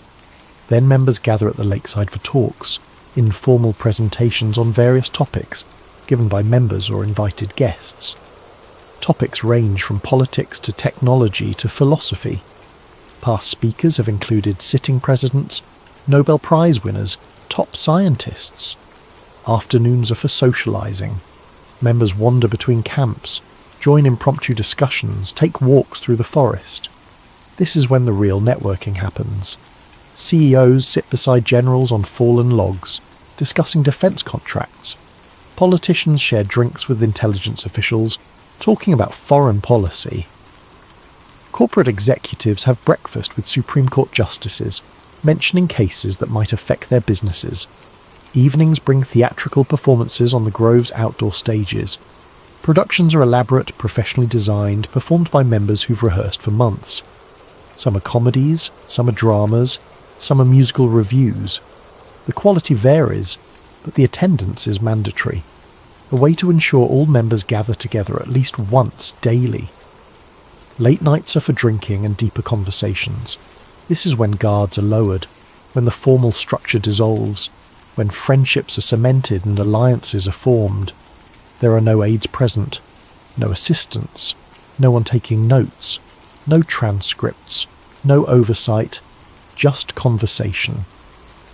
And here's where conspiracy theories find their footing. In 1953, shortly after a Bohemian Grove encampment, the CIA launched Operation Ajax, overthrowing the democratically elected government of Iran and installing the Shah.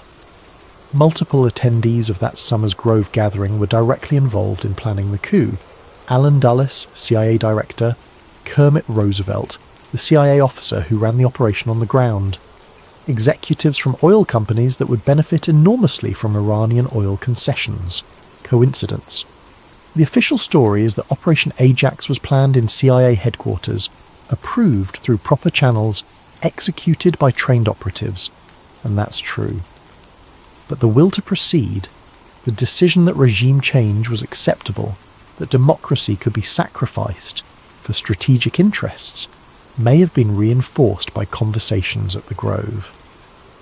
In 1967, energy policy discussions at the Grove preceded major shifts in American oil strategy. Executives from companies that profited enormously from those shifts were present. Within months, federal regulations changed, opening new areas for drilling, reducing environmental restrictions, providing tax benefits for oil production. Coincidence? Policy doesn't change in a vacuum. Someone has to advocate for it, someone has to convince legislators, someone has to coordinate between industry and government. The Grove provided a space for those conversations to happen informally, away from congressional hearings, away from public scrutiny. In 1989, defense contractors who attended the Grove saw their contracts renewed and expanded under the next administration. Many of those contractors had been camping alongside future cabinet members, sharing drinks, discussing the importance of military readiness, arguing for increased defense spending. Coincidence? In 2001, weeks after that summer's Grove encampment, the September 11th attacks occurred. The response, the wars in Afghanistan and Iraq, the expansion of surveillance powers, the increase in defense and intelligence budgets, benefited many Grove members. Was the specific attack foreseeable? No. But the broader policy framework that enabled the response, the prioritization of security over liberty, the willingness to wage preemptive war, had been discussed at the Grove for years. Coincidence? No one can prove coordination. But the proximity, the casual, unrecorded mingling of people who later make decisions that align perfectly, raises questions that are impossible to dismiss entirely. Part 9.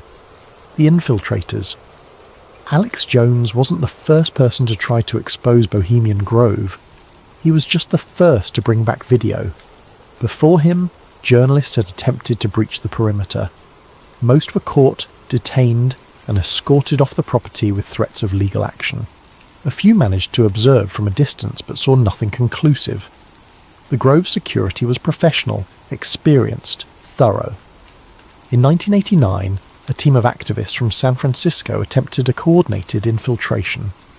They planned for months, studying the layout, timing their approach for maximum confusion during the opening ceremony. 3 people made it over the fence. All 3 were caught within 30 minutes, detained in a security building, then handed over to local law enforcement on trespassing charges. They spent the night in jail. The charges were eventually dropped, but the message was clear. The Grove was protected. In the mid-90s, a freelance journalist named Rick posed as a service worker. He managed to get hired on kitchen staff, passed the background check, signed the NDA. He worked for 4 days before someone recognised him from a previous article he'd written about elite clubs. He was escorted off property immediately, threatened with a lawsuit for fraud and breach of contract. The lawsuit never materialised. The club likely didn't want the publicity, but Rick's notes and recordings were confiscated. In 2000, Alex Jones succeeded because he was brazen. He didn't sneak in like a spy. He walked in like he belonged. He studied how members moved, how they dressed, what they carried. On the night of the cremation of care ceremony, he simply walked through an entrance gate during a shift change, moving with purpose, looking like he had every right to be there. Security at the Grove follows a simple principle. People who belong act like they belong. They don't hesitate, don't look around nervously, don't question their right to access. Jones understood this. He wore dark clothing that could pass for staff uniform in dim light. He carried the hollowed-out book casually, like it was a notebook or prop for the ceremony. He moved toward the gathering crowd with confidence. Once in the crowd, he was invisible. Hundreds of robed figures, all anonymous, all focused on the ceremony. He positioned himself at the edge, behind a massive redwood trunk, and filmed for 17 minutes. The footage he captured showed exactly what Grove officials had always described: a theatrical ritual performed in robes, involving a stone owl and a symbolic burning. No human sacrifice, no occult summoning, no illegal activity, just theatre. But the image was undeniably strange. Powerful men in robes, chanting in unison, watching an effigy burn while a voice boomed about destroying care and conscience. The footage went viral when Jones released it, spawning countless conspiracy theories, documentaries, YouTube videos, and the fact that it was kept so secret, despite being just theatre, made people wonder what else might be hidden. British journalist John Ronson also infiltrated the Grove around the same time. He was researching a book about extremists and conspiracy theorists, and he wanted to see the Grove for himself. He attended as a guest of a member, not a full infiltration, but still a rare glimpse inside. His account, published in Them, Adventures with Extremists, was more measured than Jones's. He confirmed the rituals are real, the secrecy is absolute, and the membership includes some of the most powerful people in the world. But he also noted the strange disconnect between the ceremony's dramatic presentation and the casual atmosphere afterward. Members treated it like any other theatre performance, applauding at the end, then heading back to their camps for drinks. Ronson wrote, "The cremation of care is the most bizarre piece of theatre I've ever witnessed. But what struck me wasn't the ritual itself. It was how normal the participants found it. They'd been doing this for decades. It was tradition. And tradition, no matter how strange, becomes invisible to those who practice it." What neither infiltration could reveal was the content of private conversations. What was said in the cabins? What was discussed during late-night walks through the forest? What agreements, explicit or implicit, were reached over drinks and campfires? That remains unknown. And perhaps that's the point. The Grove doesn't hide its rituals because the rituals are sinister. It hides its conversations because the conversations are powerful. The cremation of care is theatre. Strange theatre, symbolic theatre, theatre that reinforces a particular worldview, but theatre nonetheless. The real secret is what happens after the ceremony ends. Part 10. The Conspiracy. Let's be clear about what Bohemian Grove is not. It is not a site of human sacrifice. No credible evidence supports this. The rituals involve effigies, not people. Claims of ritual murder based on misinterpretation, deliberate misrepresentation, or outright fabrication. It is not a centre of occult magic. The owl symbolises Minerva, Roman goddess of wisdom. The ceremony is theatrical, not supernatural. There are no spells being cast, no demons being summoned, no supernatural forces being invoked. The participants are powerful, but they're not wizards. It is not illegal. Everything that happens at the Grove, so far as we know, is protected by privacy rights and freedom of association. Wealthy people are allowed to form private clubs. They're allowed to perform strange rituals. They're allowed to network with each other. None of that violates any law.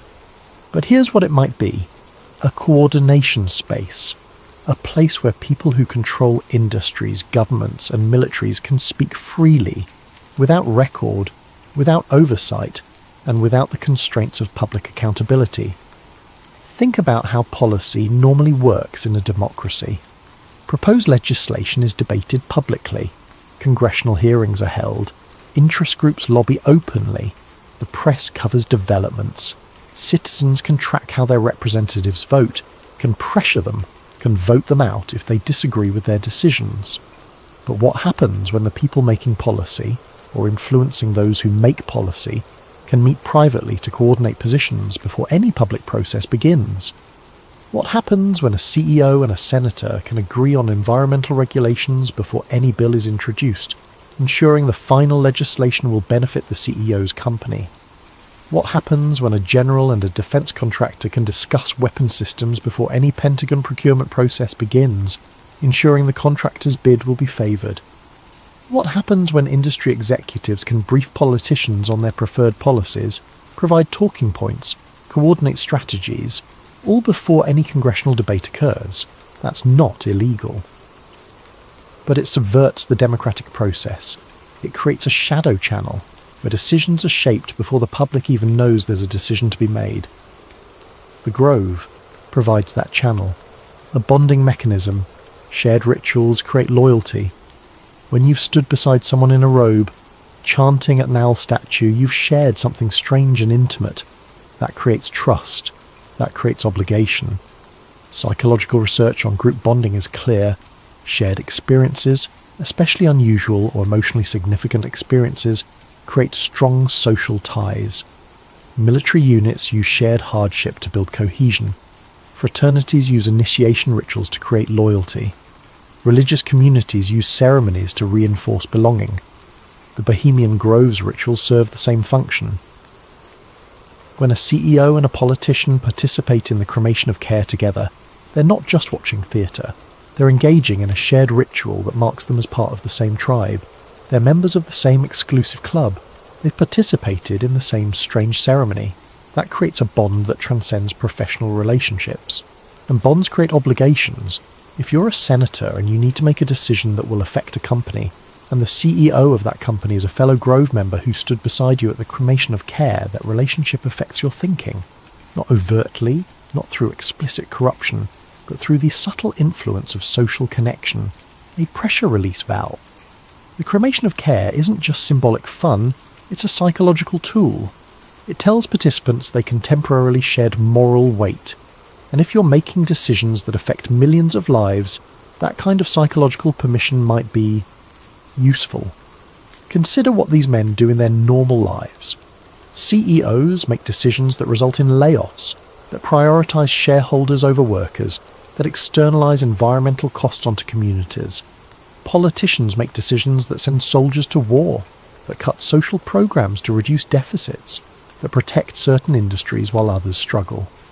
Generals make decisions that result in deaths, enemy deaths, civilian deaths, sometimes the deaths of their own troops. Those decisions have moral weight. Human psychology requires us to either justify those decisions or carry guilt about them. The cremation of care offers a third option. Ritualise permission to stop caring, even temporarily, even symbolically.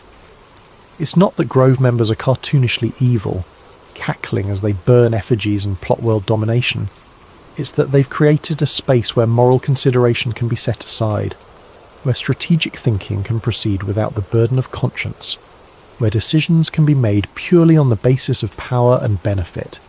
None of this is provable, but correlation is compelling.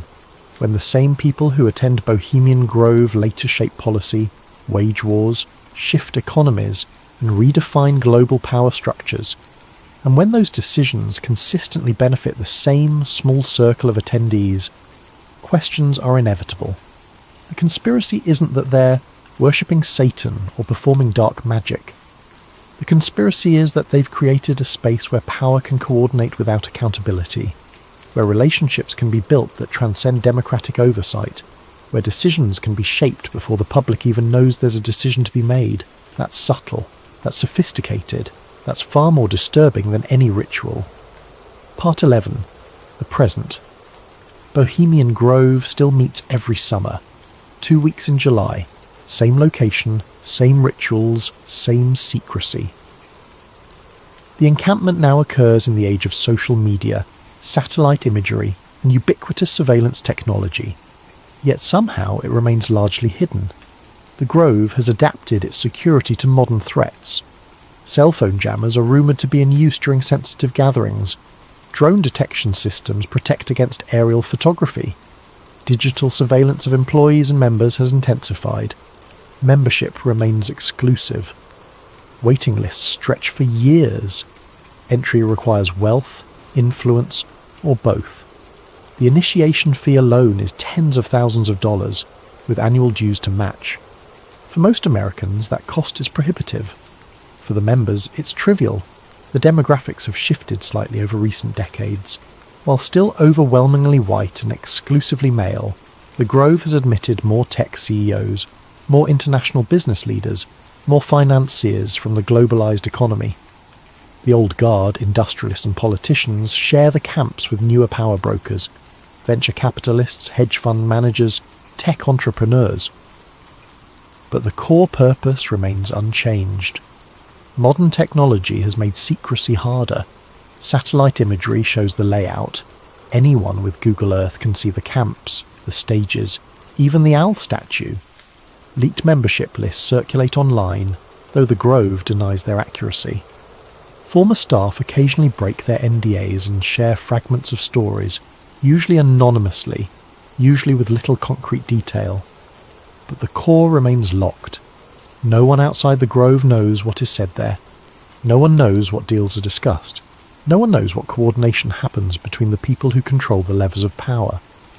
In 2008, during the encampment, the financial crisis was already building.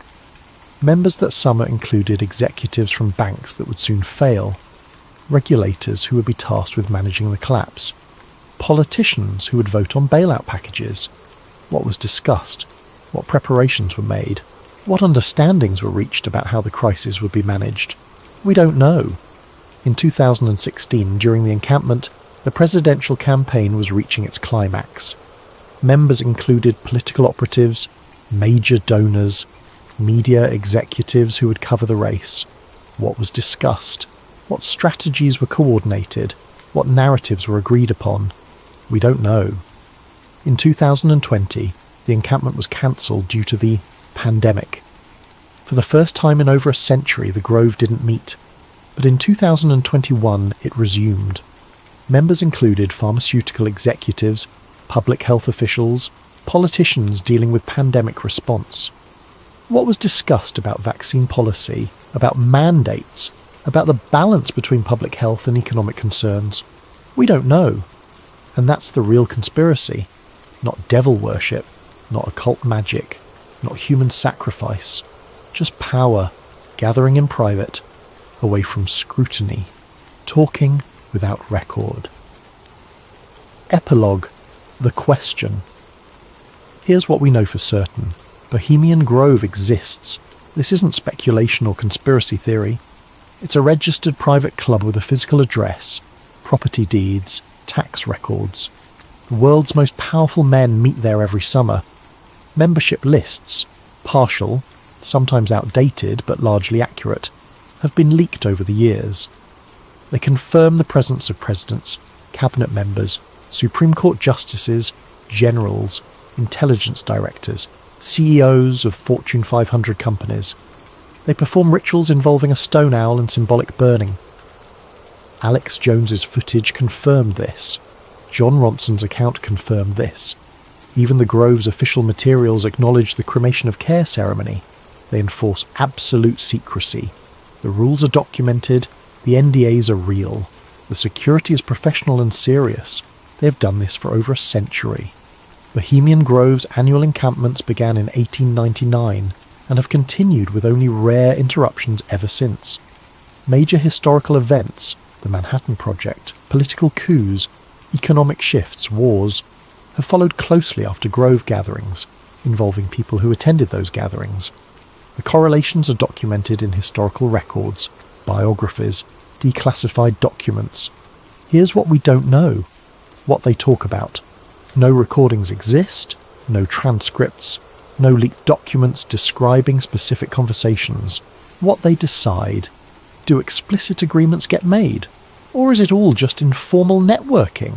We don't know. What they coordinate. Are strategies developed at the Grove later implemented in policy?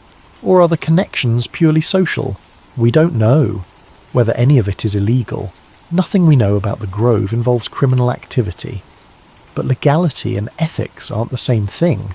Whether any of it should concern us. Is this just how power works in any society? Or is it a subversion of democratic principles?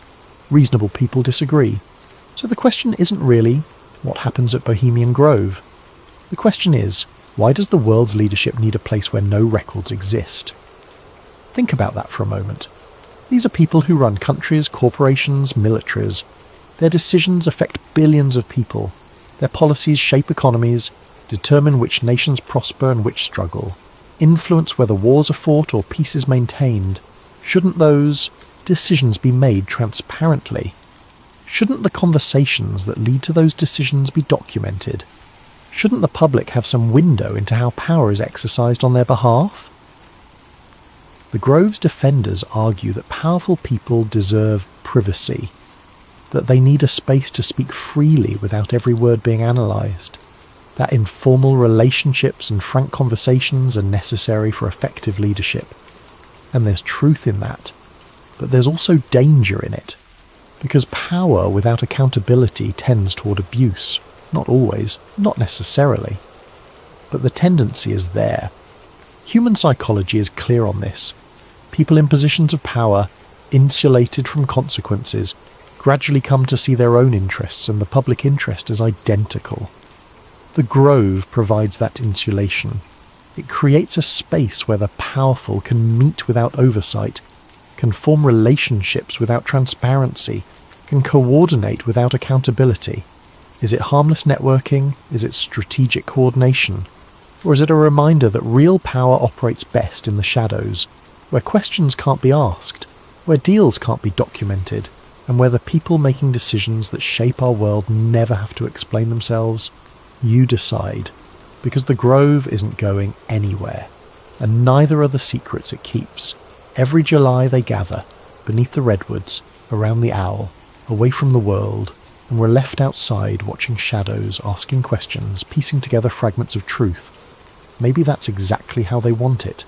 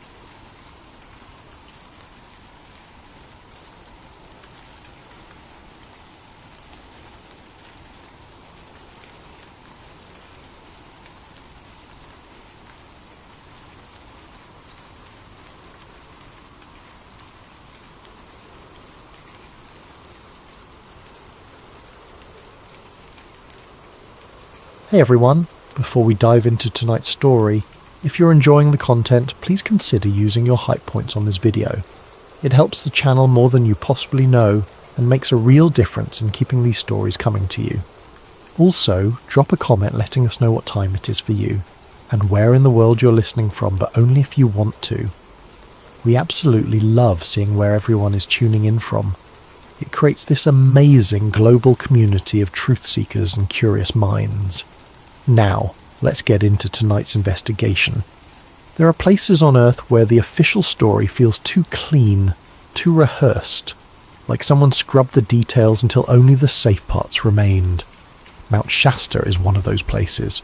Rising over 14,000 feet above Northern California, it dominates the landscape like a frozen sentinel, beautiful and enigmatic. For over a century, stories have circulated about what lies beneath this mountain. stories of underground cities, stories of ancient civilizations, stories that get dismissed as folklore, New Age fantasy, or the rambling of imaginative hikers who spent too long in thin air. But what if the dismissal is the cover-up? What if something beneath Mount Shasta forced the United States government to seal tunnels, confiscate research, and silence witnesses for nearly 90 years? This is the story of Harold Finnerty, a man who took his secrets to the grave. This is the story of his granddaughter Lila, who refused to let those secrets stay buried. And this is the story of what they found in the mountain, something that challenges everything we think we know about human history. March 1979. The Deathbed Note.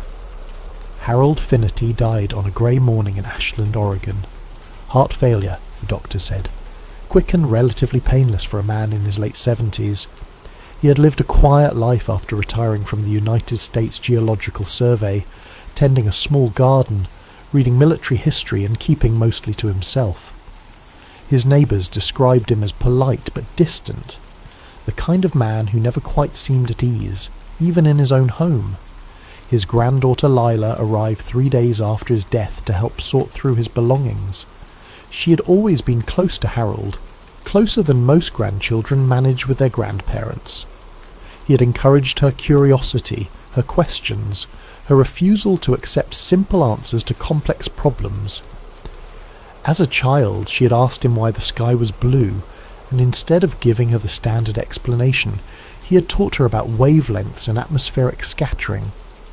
That was Harold. He never dumbed things down. The house smelled of old books and pipe tobacco. Leela moved through the room slowly, feeling the weight of absence in every corner. Harold's desk sat near the window, covered in papers and notebooks. She began sorting them into piles: financial documents, personal letters, old survey maps from his USGS days. It was methodical work, the kind that keeps your hands busy while your mind processes grief. Then she found the envelope. It was tucked inside a locked drawer in the bottom of his desk, beneath a false bottom she only discovered because the drawer seemed too shallow compared to the others. The envelope was thick, made of heavy paper that had yellowed with age. Across the front, in Harold's precise handwriting, were words that made her stop breathing for just a moment. Mount Shasta. Do not open classified. Lila sat back in the chair, holding the envelope up to the light. Her heart hammered against her ribs. Harold had worked on dozens of geological surveys during his career. She'd seen his maps before, his field notes, his careful documentation of rock formations and water tables, but she'd never seen anything marked classified. The USGS did not deal in classified material. They mapped the Earth's surface. They studied earthquakes and volcanoes. They published their findings for other scientists to review. So why would her grandfather have a sealed envelope marked with government classification warnings? She broke the seal. Inside were 3 items. The first was a hand-drawn topographic map of Mount Shasta, rendered with the kind of precision that came from decades of professional cartography. The mountain's familiar silhouette was marked with contour lines, drainage patterns, and geological features. But there was something else. On the eastern side of the mountain, below the tree line, a location was marked with a red X and labelled in small, urgent letters, Adit 7, closed 1934. The second item was a series of photographs, black and white, badly faded. They showed the interior of what looked like a tunnel or cave. The walls appeared smooth, too smooth for natural rock formations. In one photograph, a hand was pressed against the wall for scale. The texture looked almost metallic, reflective in the harsh light of the camera flash. The third item was a handwritten note on a torn piece of paper. The mountain is hollow in the wrong places. They found something in 1934. We sealed it, but it wakes. Lila read the note 3 times, trying to make sense of it. Harold's handwriting, no question. But the words felt wrong, almost panicked. Harold had been a scientist, rational to his core. He did not write about mountains waking or hollow spaces in wrong places. He wrote about basalt layers and glacial movements and tectonic activity. She was still holding the note when she heard the vehicles pull up outside. 2 black SUVs parked in front of Harold's house. 4 men in dark suits emerged, moving with the kind of coordinated efficiency that suggested military or federal training. Lila watched from the window as they approached the front door. No badges visible, no agency identification. Just 4 men who knocked once firmly, and then waited. She opened the door. "Miss Finnerty?" The man hissed. Front was tall, late 40s, with a face that gave away nothing. "We're here to collect materials related to your grandfather's work with the United States Geological Survey. It's standard procedure when a former employee with security clearance passes away." "Security clearance?" Lila kept her voice steady. "My grandfather was a cartographer. He mapped mountains." Nevertheless, the man's expression did not change. "We need to collect his notebooks, maps, and any documents related to his survey work. It will only take a few minutes." They were inside before she could protest. They moved through Harold's house like they had done this before, opening drawers, checking shelves, moving with practiced efficiency. They took his notebooks. They took his old survey equipment. They took boxes of papers from the garage that Lila had not even opened yet. The tall man noticed her watching. "This is routine, Miss Finnerty. Nothing to be concerned about." "Then why do you need his old maps?" "Government property. Technically, any work he did while employed by the USGS belongs to the federal government. We're just reclaiming what's ours." They were gone in less than 20 minutes. Lila stood in the now ransacked house, feeling like she had just been robbed by her own government. But they had not found the envelope. It was still in her jacket pocket, pressed against her chest like a secret heartbeat. That night she spread the map and photographs across her kitchen table and began to research. If someone wanted Harold's materials badly enough to confiscate them within days of his death, then those materials contained something worth hiding. She was going to find out what. The real history, they tell us, Mount Shasta has always been a mountain wrapped in mystery. For the indigenous Karuk, Shasta and Modoc peoples, it was a sacred place, home to the Great Spirit.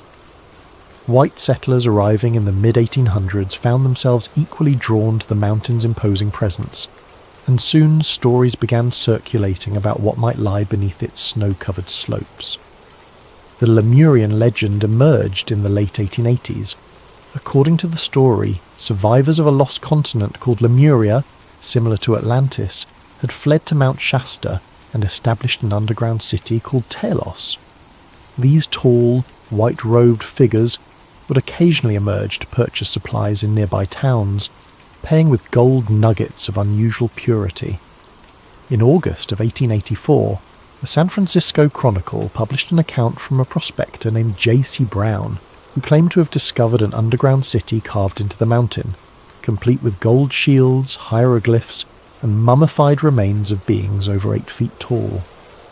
The story captivated readers, though Brown mysteriously vanished before he could lead an expedition back to the site. By 1904, the legend had solidified with the publication of A Dweller on Two Planets, written by Frederick Spencer Oliver. The book described advanced beings living beneath Shasta, possessing technology far beyond human capability. It became a foundational text for the New Age movement and cemented Mount Shasta's reputation as a centre of mystical activity. But here is what the legends do not tell you. Here is the part that gets buried beneath the folklore and the New Age tourism. The United States Geological Survey began heavily mapping Mount Shasta in 1925. Teams of surveyors spent months in the field, documenting every ridge, every canyon, every geological formation. They returned in 1932 for more detailed work, and then again in 1934. Something happened during that 1934 survey. The official records are sparse, almost deliberately vague. A USGS team led by a geologist named Thomas Eldridge was conducting cave surveys on the eastern face of the mountain and they disappeared for 48 hours. When they finally emerged, their report mentioned disorientation and strange acoustics inside the cavern system. They noted that sounds echoed in ways that seemed impossible given the cave's dimensions, and they experienced unusual equipment malfunctions that they could not explain. The report was filed and then seemingly forgotten, except the surveying tunnels, designated Adit 1 through Adit 9, were all quietly sealed within months. The official reason given was structural instability and risk of collapse. No further surveys were conducted in that region for over 20 years. Then there was the aerial incident of 1945. During post-war mapping missions, United States Army Air Force pilots were conducting photographic surveys of the West Coast. One pilot, Lieutenant Marcus Webb, documented an unusual observation in his flight log. While circling the south face of Mount Shasta, he noted what appeared to be an opening in the rock face that reflected light in a metallic manner. He circled back for a second pass and took additional photographs. The photographs exist. They are part of the official military archive. But the official explanation given was ice reflection, a play of light on glacial formations. The opening Lieutenant Webb documented does not appear on any current geological survey. When Lila Finnerty began researching these incidents, she was not looking for proof of underground cities or lost civilizations. She was looking for an explanation of why her grandfather would have a sealed envelope marked classified, and why federal agents would confiscate his materials within days of his death. What she found instead was a pattern of official interest, official secrecy, and official dismissal that stretched back almost 50 years. Harold Finnerty's shadow surveys. Lila spent 3 weeks in libraries and archives, chasing down references to her grandfather's work. His official employment record with the USGS showed steady, unremarkable service from 1948 through 1976. He had worked on surveys in California, Oregon, and Washington. He had published papers on volcanic geology and tectonic mapping. Everything was normal, documented, and publicly accessible, until she found the gaps. Between 1956 and 1959, Harold's official work record showed him assigned to routine topographic surveys in the Cascade Range. But when Lila requested the specific survey reports from that period, she was told that those documents were not available for public review. When she asked why, she was informed that they had been reclassified by the Department of Defense as part of Cold War security protocols. Why would basic geological surveys be classified for national security reasons? She started searching for anything Harold might have left behind that the federal agents had missed. She checked his house again, more carefully this time, looking for hiding places she might have overlooked. She found them in the garage, tucked inside the hollow leg of an old workbench. More notebooks. These were different from his official USGS field books. The pages were water-stained, the handwriting hurried, almost frantic in places. They were dated between 1956 and 1959, the exact years of the classified surveys. Lila spread them across her table and began reading. The surveys had been ordered by the United States Army Corps of Engineers, not the USGS. Harold had been temporarily assigned to a joint military-civilian team conducting what was officially described as seismic monitoring research. The Cold War was at its height, and the government was deeply concerned about detecting Soviet nuclear tests. Seismic stations were being established throughout the western United States to create an early warning network. But Harold's notes describe something else entirely. Subterranean resonance patterns inconsistent with known cave systems, he wrote on one page. Echoes suggest regular geometric spacing beneath primary cavern. On another page, thermal void pockets at depths that should not support such temperatures, heat source unknown. And then, circled in red ink, not natural. Lila felt something shift in her understanding. Her grandfather had not been mapping the surface of Mount Shasta. He had been mapping what was beneath it, and he had found something that should not exist. She kept reading. References to Cyclopean geometry, a term usually reserved for massive ancient stonework like the walls of Mycenae or the temples of Malta. References to metallic signatures in soil samples, references to electromagnetic anomalies that interfered with surveying equipment. One entry from July 1958 was particularly striking. Descended into a Deet 7 with the team. The tunnel extends far beyond the 1934 seal. We broke through yesterday. The corridor beyond is not natural. The walls are too smooth. The angles are too precise. There is a smell like ozone and hot metal. The temperature rises as you descend.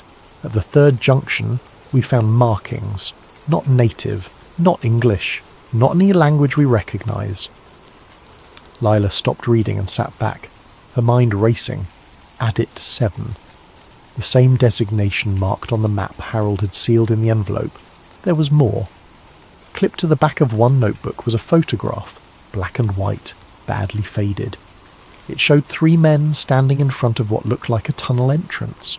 The men wore field gear from the 1950s. Behind them, barely visible in the dim light, was a wall that looked too smooth to be natural rock. On the back of the photograph, someone had written 3 names: Harold Finnerty, James Pollock, Thomas Eldridge. Thomas Eldridge, the same name from the 1934 USGS team that disappeared for 48 hours. Lila grabbed her laptop and started searching. Thomas Eldridge had led the 1934 survey. According to newspaper archives, he had gone missing 3 months after returning from Mount Shasta. His body was never found. The official report called it a hiking accident, though no evidence of such an accident was ever documented. All of his maps and field notes had been seized by the Department of the Interior in October 1934. 24 years later, Harold Finnerty was working with a team that included Thomas Eldridge's name on the back of a photograph. Either the man had not died in 1934, or Harold had been studying Eldridge's original work. There was one more item in the notebooks that made Lila's hands tremble as she held it. A letter Harold had written, but apparently never sent, dated June 1952. The tunnels extend far beneath the volcanic shelf. Eldridge was right. The structure is artificial. The metal is older than the strata. I do not know what we have found, but I know it should not be here. I know that every instinct in me says we should seal this and walk away. But they will not stop. They need to know what it is, and I fear what will happen when they find out. Project Chasse 2, the Cold War connection. It took Lila another month to find the binder. She discovered it in a storage unit Harold had rented under a false name, a detail she only uncovered because he had kept the key taped under the drawer of an old filing cabinet.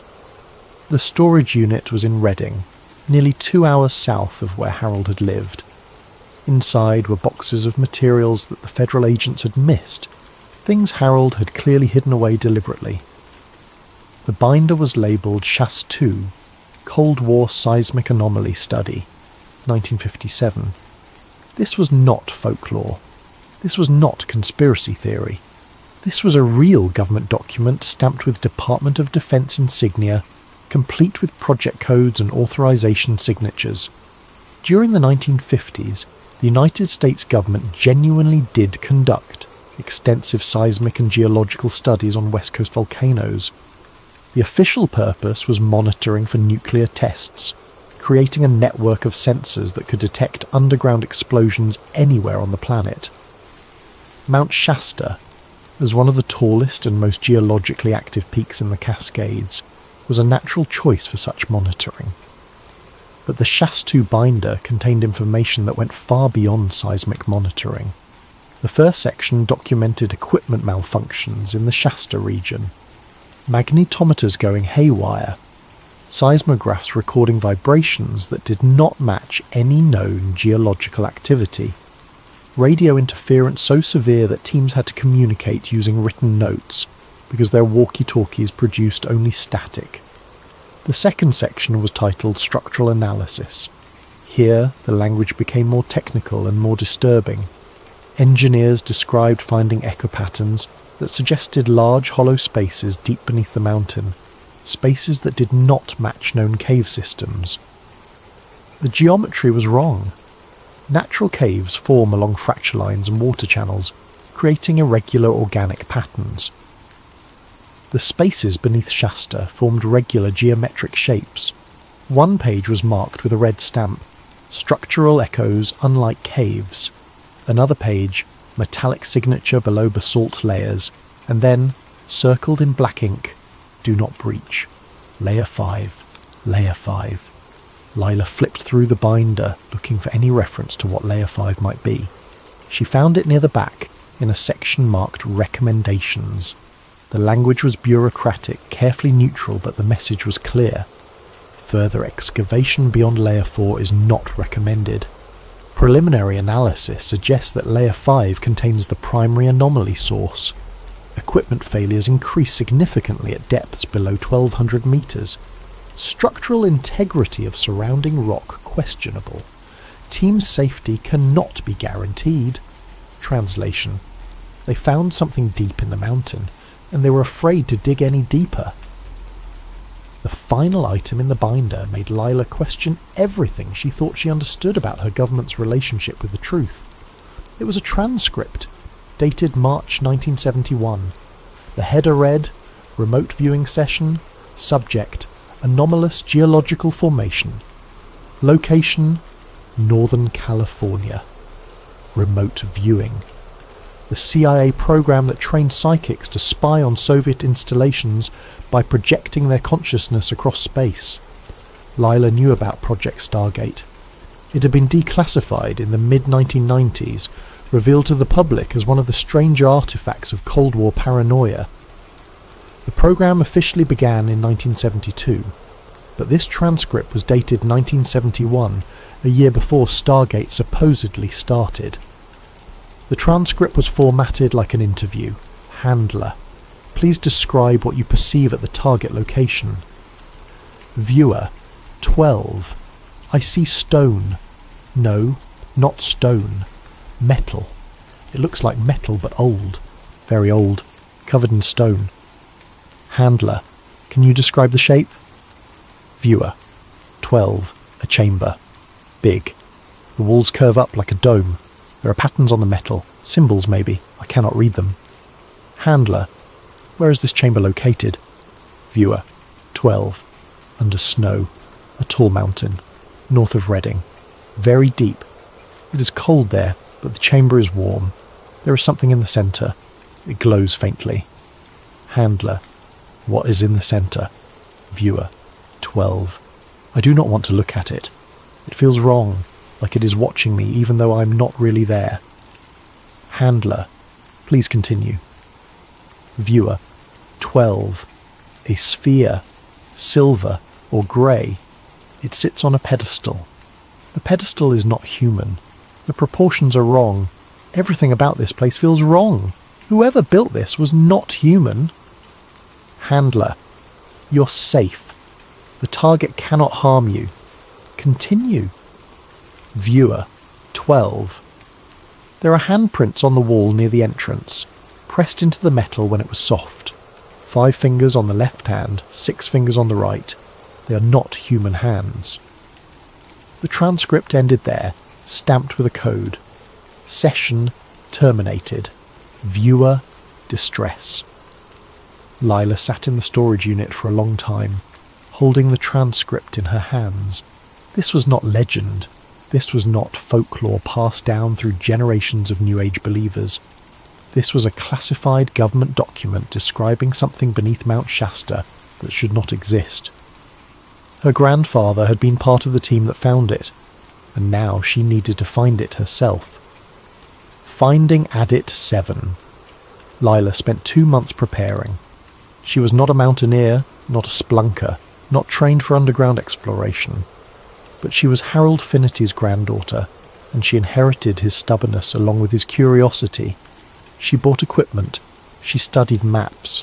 She read everything she could find about the eastern face of Mount Shasta, the McLeod region, the Mud Creek drainage area, and Dilla Canyon.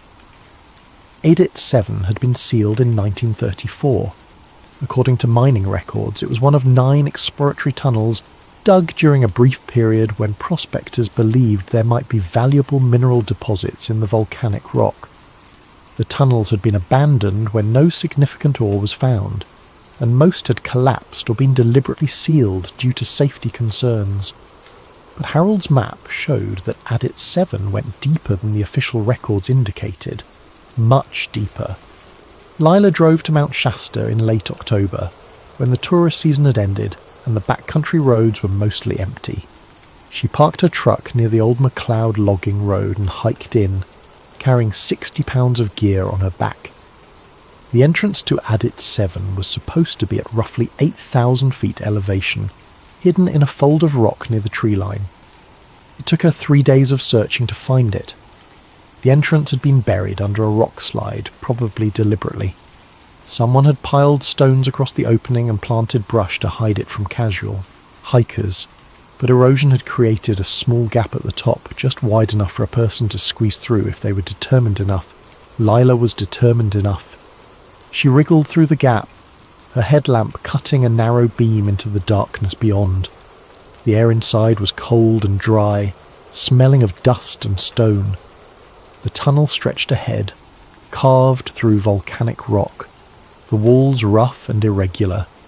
This was consistent with the mining tunnels from the 1930s, hand-drilled and blasted by men looking for gold or silver. She followed the tunnel down, descending into the mountain. After 50 yards, the character of the tunnel changed. The walls became smoother, the angles more precise. The temperature rose slightly, enough to notice. After 100 yards, she found the seal. It was a concrete wall, thick and professionally installed, completely blocking the tunnel. Stamped into the concrete was a date, November 1934. This was the official seal, the one placed after Thomas Eldridge's team reported their disorientation and strange experiences. But Harold's notes had said they broke through the seal in 1958. She examined the concrete wall carefully, running her hands over the surface, and then she found it. A crack, barely visible, running from floor to ceiling along the left side. Someone had cut through the concrete and then carefully sealed it again. The newer concrete was slightly different in colour, almost invisible unless you knew what to look for. Lila pulled out her tools and began chipping away at the newer section. The concrete was old enough to crumble easily under the impact of a hammer and chisel. It took her 2 hours, but she finally broke through. The tunnel beyond was different. The walls were smooth, almost polished. The rock looked melted rather than carved, like something impossibly hot had bored through the volcanic stone. The floor sloped downward at a steady angle, descending deeper into the mountain. Her headlamp beam reflected strangely off the walls, creating odd patterns of light and shadow. She walked for what felt like an hour, though her watch said only 20 minutes had passed. Time felt wrong down here. Sounds felt wrong too. Her footsteps echoed in ways that made no sense, sometimes loud, sometimes barely audible, as if the tunnel itself was changing its acoustic properties. The temperature continued to rise. By the time she reached the junction, it was uncomfortably warm, like being in a greenhouse on a summer day. She checked her thermometer. 85 degrees. That made no sense. She was deep inside a mountain that had snow on its peaks.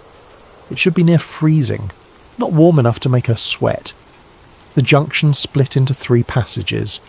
The centre passage was marked with a cairn of stones deliberately placed.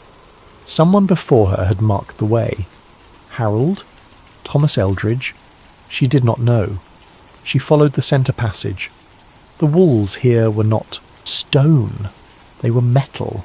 Smooth grey metal that looked old beyond measure, tarnished but not rusted. She reached out to touch it, and the surface was warm, almost body temperature. Patterns were etched into the metal, repeating geometric designs that looked almost like writing but followed no linguistic structure she recognised. This was what Harold had meant. This was what should not be here. Metal walls inside a volcanic mountain, warm to the touch, covered in symbols that predated any known language.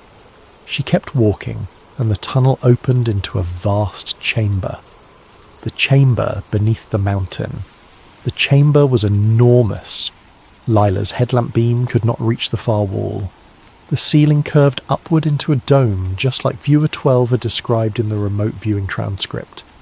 The floor was made of the same grey metal, smooth and slightly warm beneath her boots. She pulled out a flashlight, a heavy-duty spotlight she had bought specifically for this expedition, and switched it on. The beam swept across the chamber, revealing its true size. It was easily 200 feet across, maybe more. The metal floor was inscribed with concentric circles, radiating outward from a central pedestal. Lila walked toward the centre, her footsteps echoing strangely in the vast space. The acoustics were wrong, just like the USGS report from 1934 had noted. Some sounds echoed loudly, bouncing off the curved walls. Other sounds were absorbed, deadened, as if the chamber itself was selectively filtering noise. Near the wall she found what the remote viewer had described. Handprints pressed into the metal, fossilised in whatever substance had been soft enough to take an impression before it hardened. The left hand had 5 fingers, the right hand had 6. The proportions were close to human, but not quite right. The fingers were longer, the palm narrower. Whoever had built this place was not human. Or if they were human in a way that predated everything anthropologists thought they knew about human evolution. The pedestal in the centre of the chamber rose about 4 feet from the floor. It was made of the same metal as everything else, but the surface was covered in more intricate patterns, symbols layered upon symbols in a way that suggested deep meaning if only you could read the language. On top of the pedestal sat a sphere. It was roughly the size of a basketball, perfectly smooth, made of metal that looked silver in her flashlight beam. The surface was covered in tiny inscriptions, spiralling around the sphere in lines so fine they were almost invisible. As Lila approached, she felt something shift in the air around her. A vibration, barely perceptible, like standing next to high-voltage power lines. This was the artifact Harold had sketched in his notebooks. This was what the government had sealed behind concrete and bureaucratic silence for nearly 50 years. Near the base of the pedestal, someone had left a metal plaque. The plaque was newer than the chamber, maybe from the 1950s based on the style of the lettering. It read, "Eldridge found the heart. We were never meant to open it." Lila stood there for a long time staring at the sphere. Every instinct told her not to touch it. The warnings in Harold's notes, the government's desperate attempts to seal this place, the plaque left by someone who clearly feared what they had discovered, all of it screamed danger. But she had come this far. She had broken through the seals. She had descended into the mountain. She needed to understand what this thing was. She reached out and touched the sphere. For a moment nothing happened. The metal was warm, warmer than the air around it, and the surface felt slightly rough, like fine sandpaper. Then the inscriptions began to glow. Faint blue light traced the spiral patterns, spreading from where her hand made contact outward across the entire surface of the sphere. The vibration in the air intensified. Lila pulled her hand back, but the glow continued, growing brighter. The chamber itself seemed to respond, the walls humming with a low frequency that she felt in her chest more than heard with her ears. She checked her thermal reader. The temperature had spiked. The sphere was now registering at over 200 degrees, though it had not felt that hot when she touched it. The floor beneath the pedestal was glowing faintly, lines of light spreading outward along the concentric circles. Something beneath the chamber was waking up. Lila backed away from the pedestal, her heart hammering. This was not an artifact. This was not a relic of a dead civilization. This was a machine, still functional, still powered by something that had survived for thousands of years or longer. She needed to leave.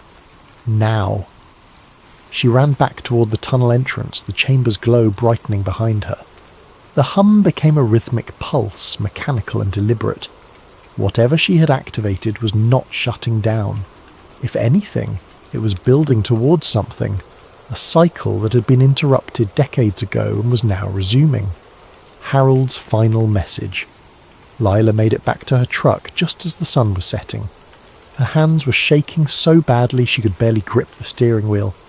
She drove back to town, checked into a motel, and collapsed on the bed, exhausted and terrified. That night she could not sleep. She kept hearing the hum from the chamber, that mechanical pulse that felt older than humanity itself.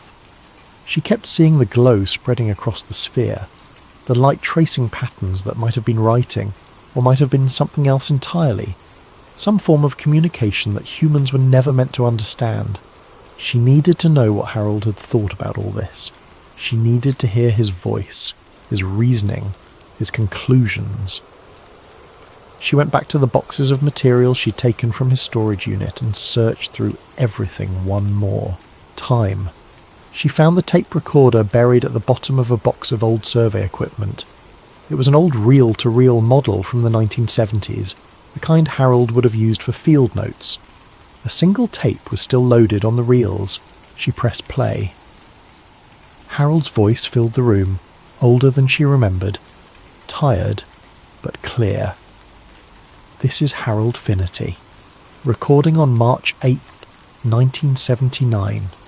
If you are listening to this, it means I am dead, and it means you found what I have hidden. Good. Someone needs to know the truth. Someone needs to understand what we found beneath Mount Shasta. In 1958, our team broke through the seal that Eldridge's team had placed in 1934. We descended into the mountain, following tunnels that should not exist, tunnels that were not created by natural geological processes or by human mining equipment. The tunnels led us to a chamber. Inside that chamber we found evidence of a civilization that predates anything in the archaeological record. The metal is older than the rock surrounding it. Carbon dating puts the surrounding basalt at roughly 300,000 years old. The metal cannot be dated using conventional methods, but analysis of the oxidation pattern suggests it is far, far older. Millions of years, perhaps. We found a machine. Not ruins, not artifacts. An active, functional machine built by intelligences we cannot comprehend. When we activated it, we triggered something. Seismographs across Northern California recorded vibrations that did not match any known seismic activity. The vibrations came from beneath Mount Shasta, rhythmic and mechanical, like something vast was coming back to life after sleeping for eons. We sealed it again. We had to. The government ordered us to bury everything we found, to seal the chamber, and never speak of it. They were afraid, not of what the public would think, but of what the machine might do if we continued to interfere with it. But here is what they did not understand. Here is what I did not understand until years later. The machine does not need us to activate it. It wakes on its own. Every few decades, seismographs pick up those same vibrations. They are always attributed to minor earthquakes, tectonic adjustments, volcanic activity. But I know better. The machine beneath Mount Shasta is not from a lost human civilization. It is older, it is alien, and it is waiting. I do not know what it is waiting for. I do not know what it will do when it fully awakens. I only know that we were never meant to find it, and we were certainly never meant to activate it. If you have listened to this tape, if you have found my notes and my maps, please understand the weight of what I am telling you. The truth is not what you think. The mountain is not what you think. And we are not alone in our history. The tape ended with a click, and the room fell silent. Lila sat there for a long time, processing what she had heard. Harold had known. He had known for over 20 years that something was beneath the mountain. Something that challenged everything humanity believed about its place in the universe and its timeline on Earth. And now she had activated it again. The cover-up arrives. Lila checked out of the motel the next morning and started driving south. She planned to go to Sacramento, maybe find a journalist or a researcher who would take her evidence seriously. She had photographs. She had Harold's notes. She had the tape recording. Someone needed to know what was beneath Mount Shasta. She made it 20 miles before she noticed the black SUVs. There were 3 of them, travelling in formation, keeping a steady distance behind her. When she sped up, they sped up. When she slowed down, they matched her pace. They were not even trying to hide their presence. Lila pulled off the highway at a rest stop. The SUVs pulled in behind her. 6 men emerged, wearing the same dark suits and expressionless faces she'd seen at Harold's house. The man in front was tall, late 40s, with cold eyes that suggested he had done this many times before. He walked up to her truck window. "Miss Finnerty, we need you to come with us." "Who are you?" "That is not relevant. What is relevant is that you entered a restricted area yesterday. You accessed classified materials. You activated equipment that poses a significant security risk." "I do not know what you're talking about." The man smiled, but there was no warmth in it. "You saw the interior. That means you know too much. We can do this easily, or we can do this the hard way. Your choice." Lila looked at the 6 men surrounding her truck. She looked at the empty rest stop, no other vehicles in sight. She looked at the man's cold eyes and understood that she was not going to talk her way out of this. She needed to run.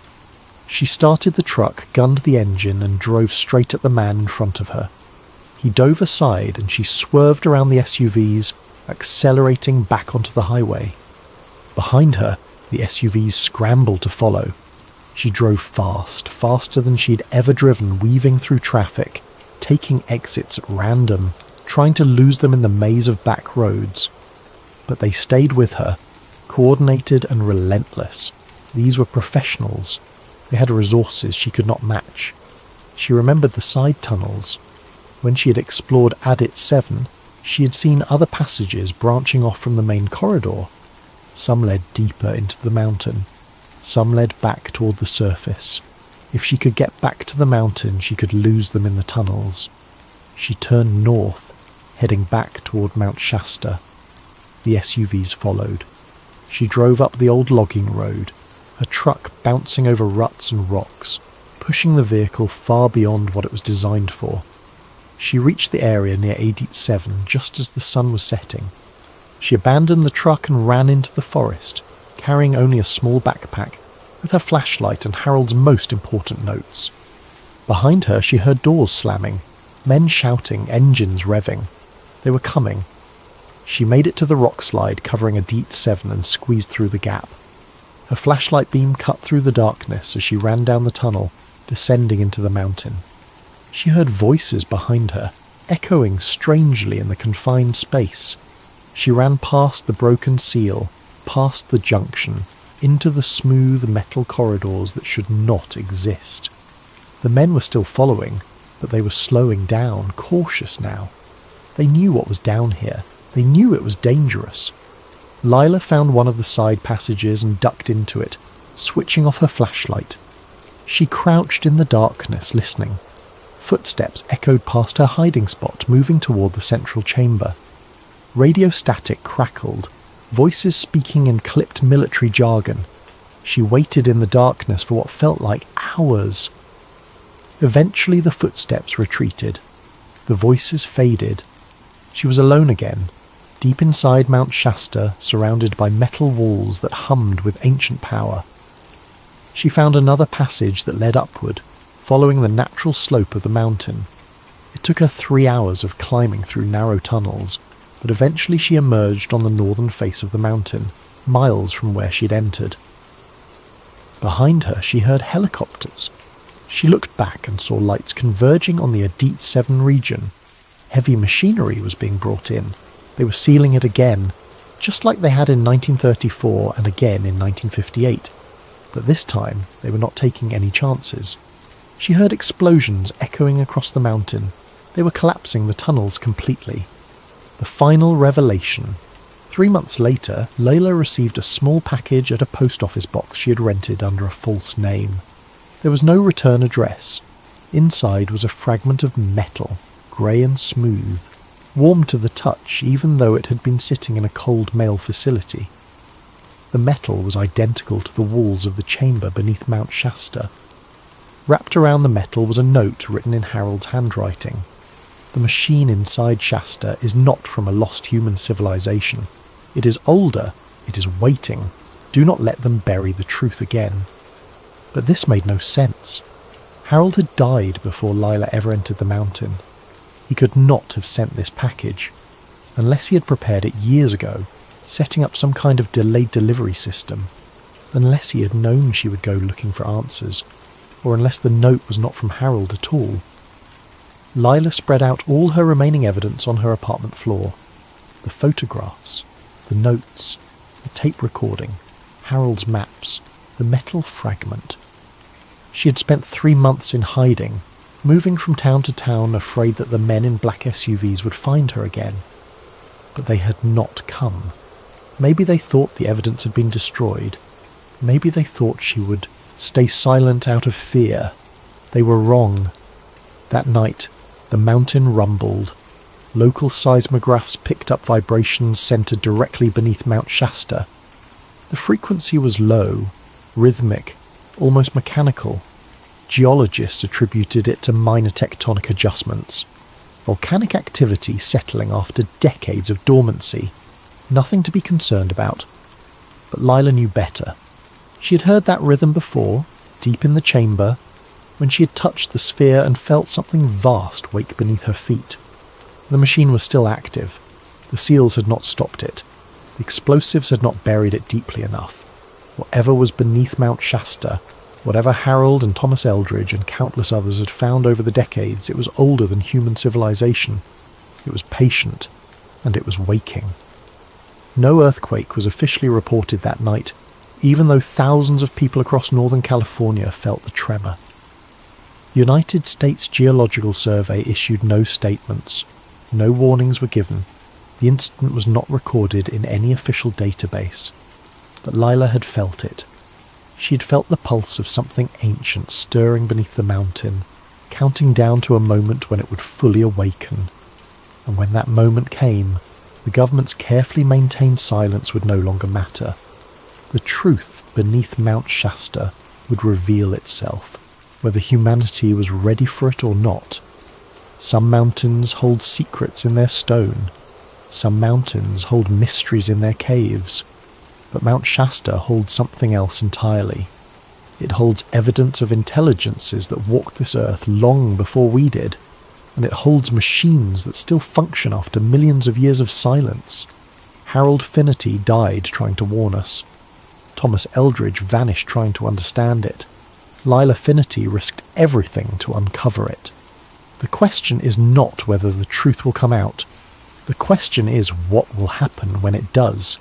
The mountain remembers, the machine remembers, and deep beneath the snow and stone and ancient metal, something is waking, something is waiting, something is counting down the years until it emerges from the darkness and shows humanity just how small and young we really are in the vast timeline of this planet.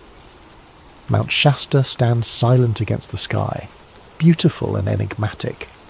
But if you listen carefully, if you place your hand against the stone and feel for vibrations that should not be there, you might just sense it. The rhythm, the pulse, the heartbeat of something older than human memory. And you might realize, as Harold did, as Lila did, that we were never alone on this earth. We just forgot to look beneath the mountains